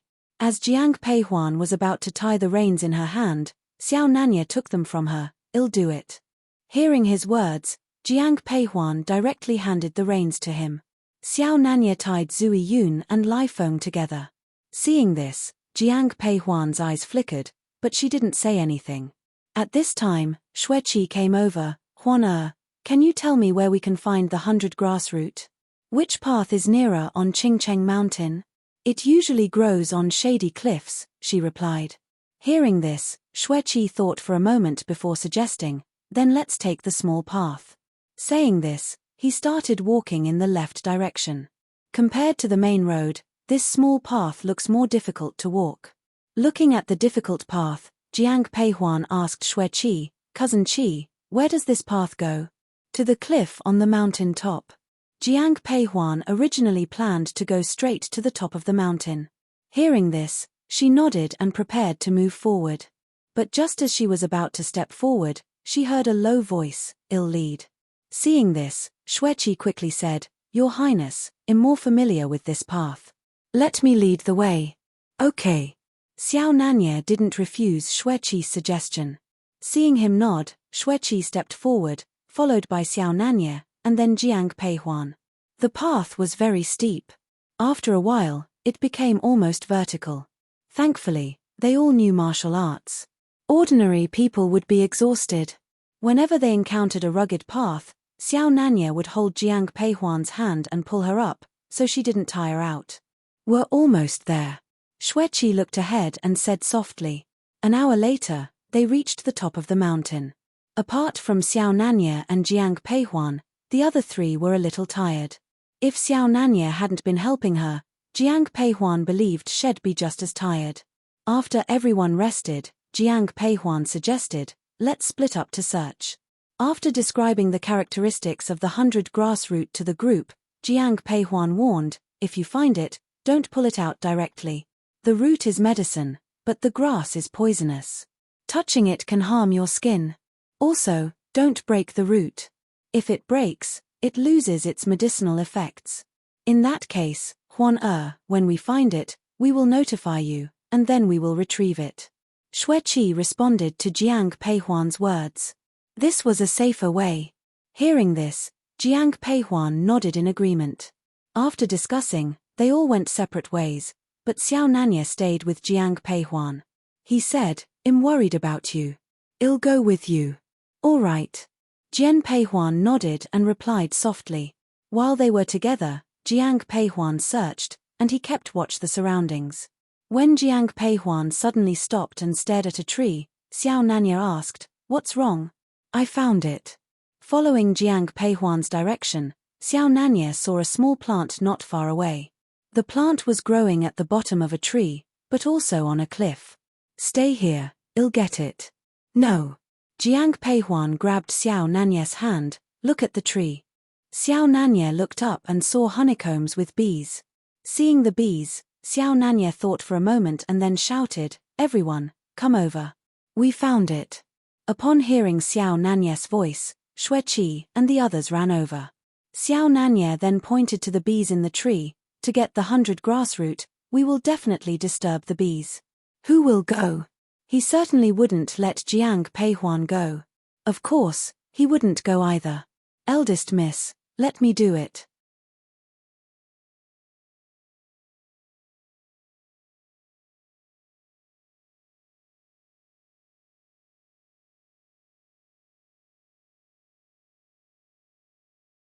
Chapter 135, Xueqi get the medicine. Yi Xiao looked at the bees and started to say something. But before she could finish, Jiang Peihuan said, "No, these bees could be poisonous.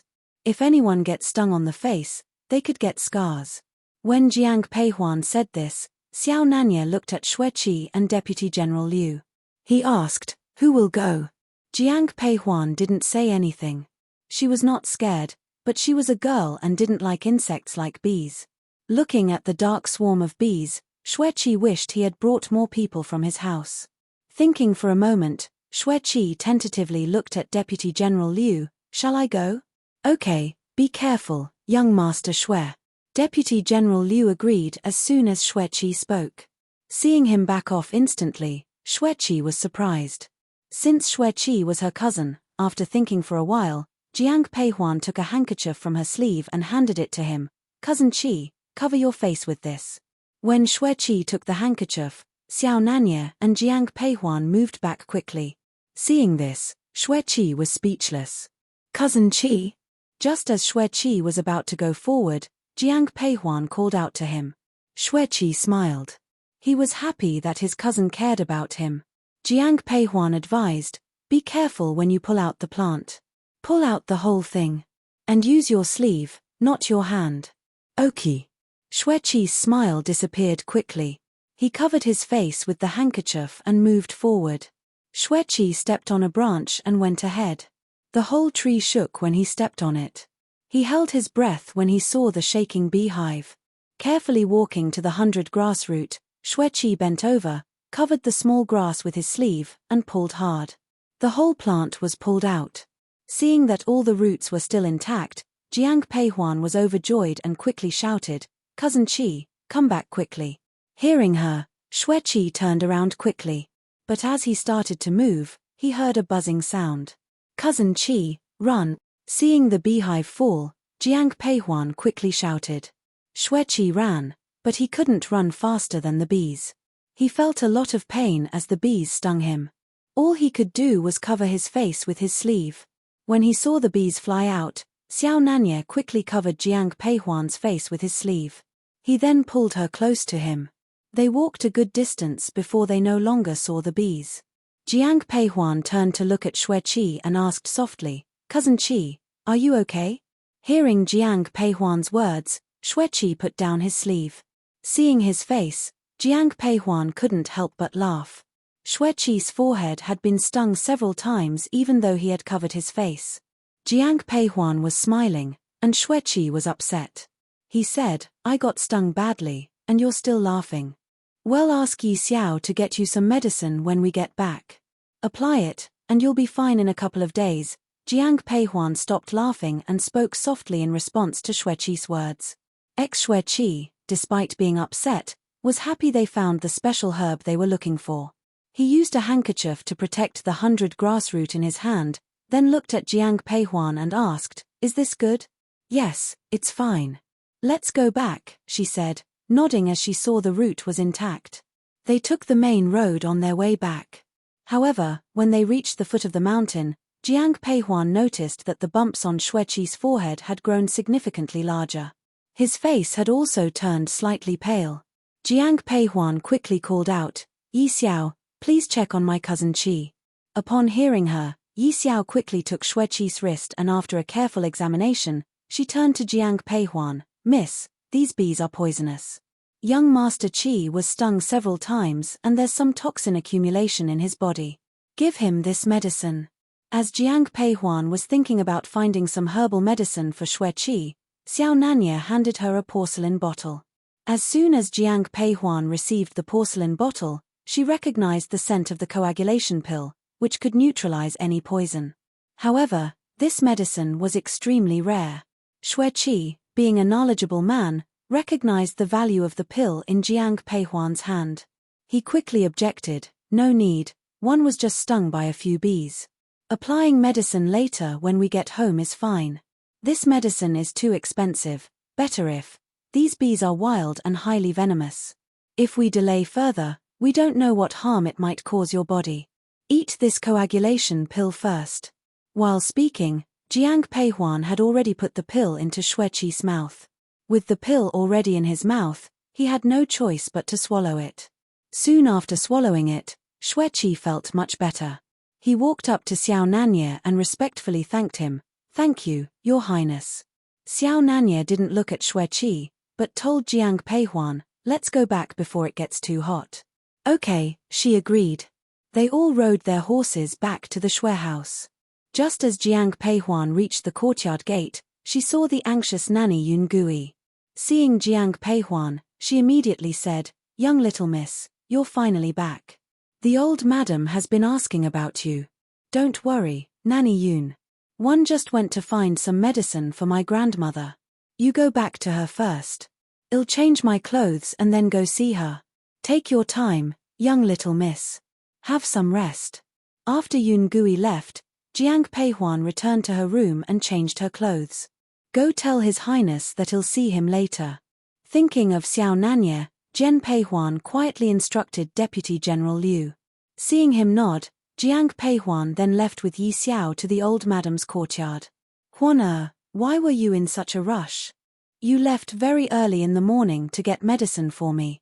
Old Madame Shui held Jiang Peihuan's hand, her eyes full of concern. Seeing the look in her grandmother's eyes, Jiang Peihuan gently held her hand. Grandma, it's okay. Grandma, stop worrying about Huan. You should care about your grandson instead. At this point, Xueqi also entered after changing his clothes. As soon as he entered, the old madam saw the bumps on his head. Although she felt sorry for him, seeing Xueqi's state, she couldn't help but laugh. What happened to you? Seeing the smile on the old madam's face, Xueqi looked sad. Grandma, I was stung while picking medicine for you, and you're still laughing at me. Did you see a doctor after being stung like this? Grandma, don't worry. I've already applied medicine, and I'll be fine in a couple of days. Seeing the concern in his grandmother's eyes, Xueqi quickly assured her.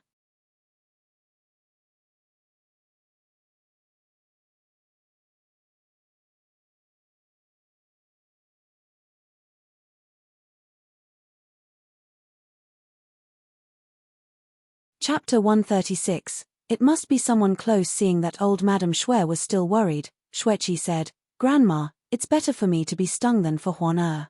After all, I'm a man. If Huan's face got hurt, wouldn't it be a pity? That makes sense, she said. Old Madame Shui, who was worried at first, laughed when she heard this, making everyone laugh. Xueji, who was standing nearby, told Jiang Peihuan, Huan Archie told me that you guys have found a special root that might cure Grandma. Yes. When Xueji said this, Jiang Peihuan answered softly. But looking at everyone, she said, before we cure her, we need to do one thing. We need to find out why she got poisoned. If we don't, she could get poisoned again even after we cure her. How do we find them? As soon as Jiang Peihuan finished speaking, Xueqi asked. Jiang Peihuan didn't look at the young men from Shui's family but at Nanny Yun Gui. Yun Gui said to her, Young little miss, tell me what you need. Nanny Yun Gui, you know my grandmother the best, especially what she eats. From now on, Yi Xiao and I will check everything she uses every day. I understand, young little miss. One will arrange it. Nanny Yun Gui bowed to old Madame Shui and left. Soon, she came back with Jiang Peihuan and they went into old Madame Shui's room. The Shui brothers followed them even though they didn't have the knowledge for medicine. Jiang Peihuan didn't stop them because she was busy checking the items. She thought the poison came from something old Madame Shui used every day because the poison from rosemary needs time to work. But she didn't find anything after checking everything. She looked at Yi Xiao, who shook her head when she saw Jiang Peihuan's questioning look. Seeing this, Jiang Peihuan frowned.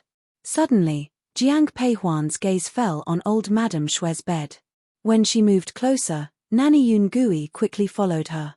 At first, Jiang Peihuan thought she smelled something wrong when she stood in the middle of the room.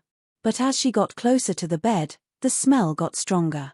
In her previous life, when Jiang Peihuan was studying medicine, she had specially trained her sense of smell to prevent Xiao Juanhao from being poisoned. As long as there was a strange smell, she would be able to smell it. Yi Xiao, come and smell this. Yi Xiao came over when she heard Jiang Peihuan. After smelling the air, she said, It seems like it's coming from old Madame Shui's pillow. Yes, I smell it too. Old Madam, I'm sorry. Yi Xiao bowed to old Madame Shui and reached out to take the pillow from the bed. Nanny Yun Gui was surprised by this. She looked at old Madame Shui and saw her face turn pale right away. She stepped forward to support the old madam. Nanny Yun Gui looked at Jiang Peihuan and said, Young little miss, I sent this pillow filled with medicinal herbs that help with sleep? Hearing Nanny Yun Gui's words, Jiang Peihuan replied softly, Yes, indeed it is filled with medicinal herbs that help with sleep, but other than medicinal herbs, there is also rosemary. Its scent is hidden because there are so many different herbs.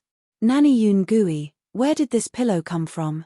Quan As Jiang Peihuan was about to ask Nanny Yun Gui, she heard old Madame Shue's voice and turned to look at her. Seeing that the old madam had reached out her hand to her, Jiang Peihuan quickly went forward to hold her hand. Old Madame Shui held her hand tightly. After a moment of silence, she said in a low voice, "Let's end this matter here." Hearing this, Jiang Peihuan was surprised. Just as she was about to speak, Shui Qi angrily said, "Grandma, this person clearly wants to harm you. How can we let him off so easily? I said that this matter ends here. Can't you hear me? Or are you saying you don't listen to me anymore?" Before Shui Qi could finish, old Madame Shui cut him off.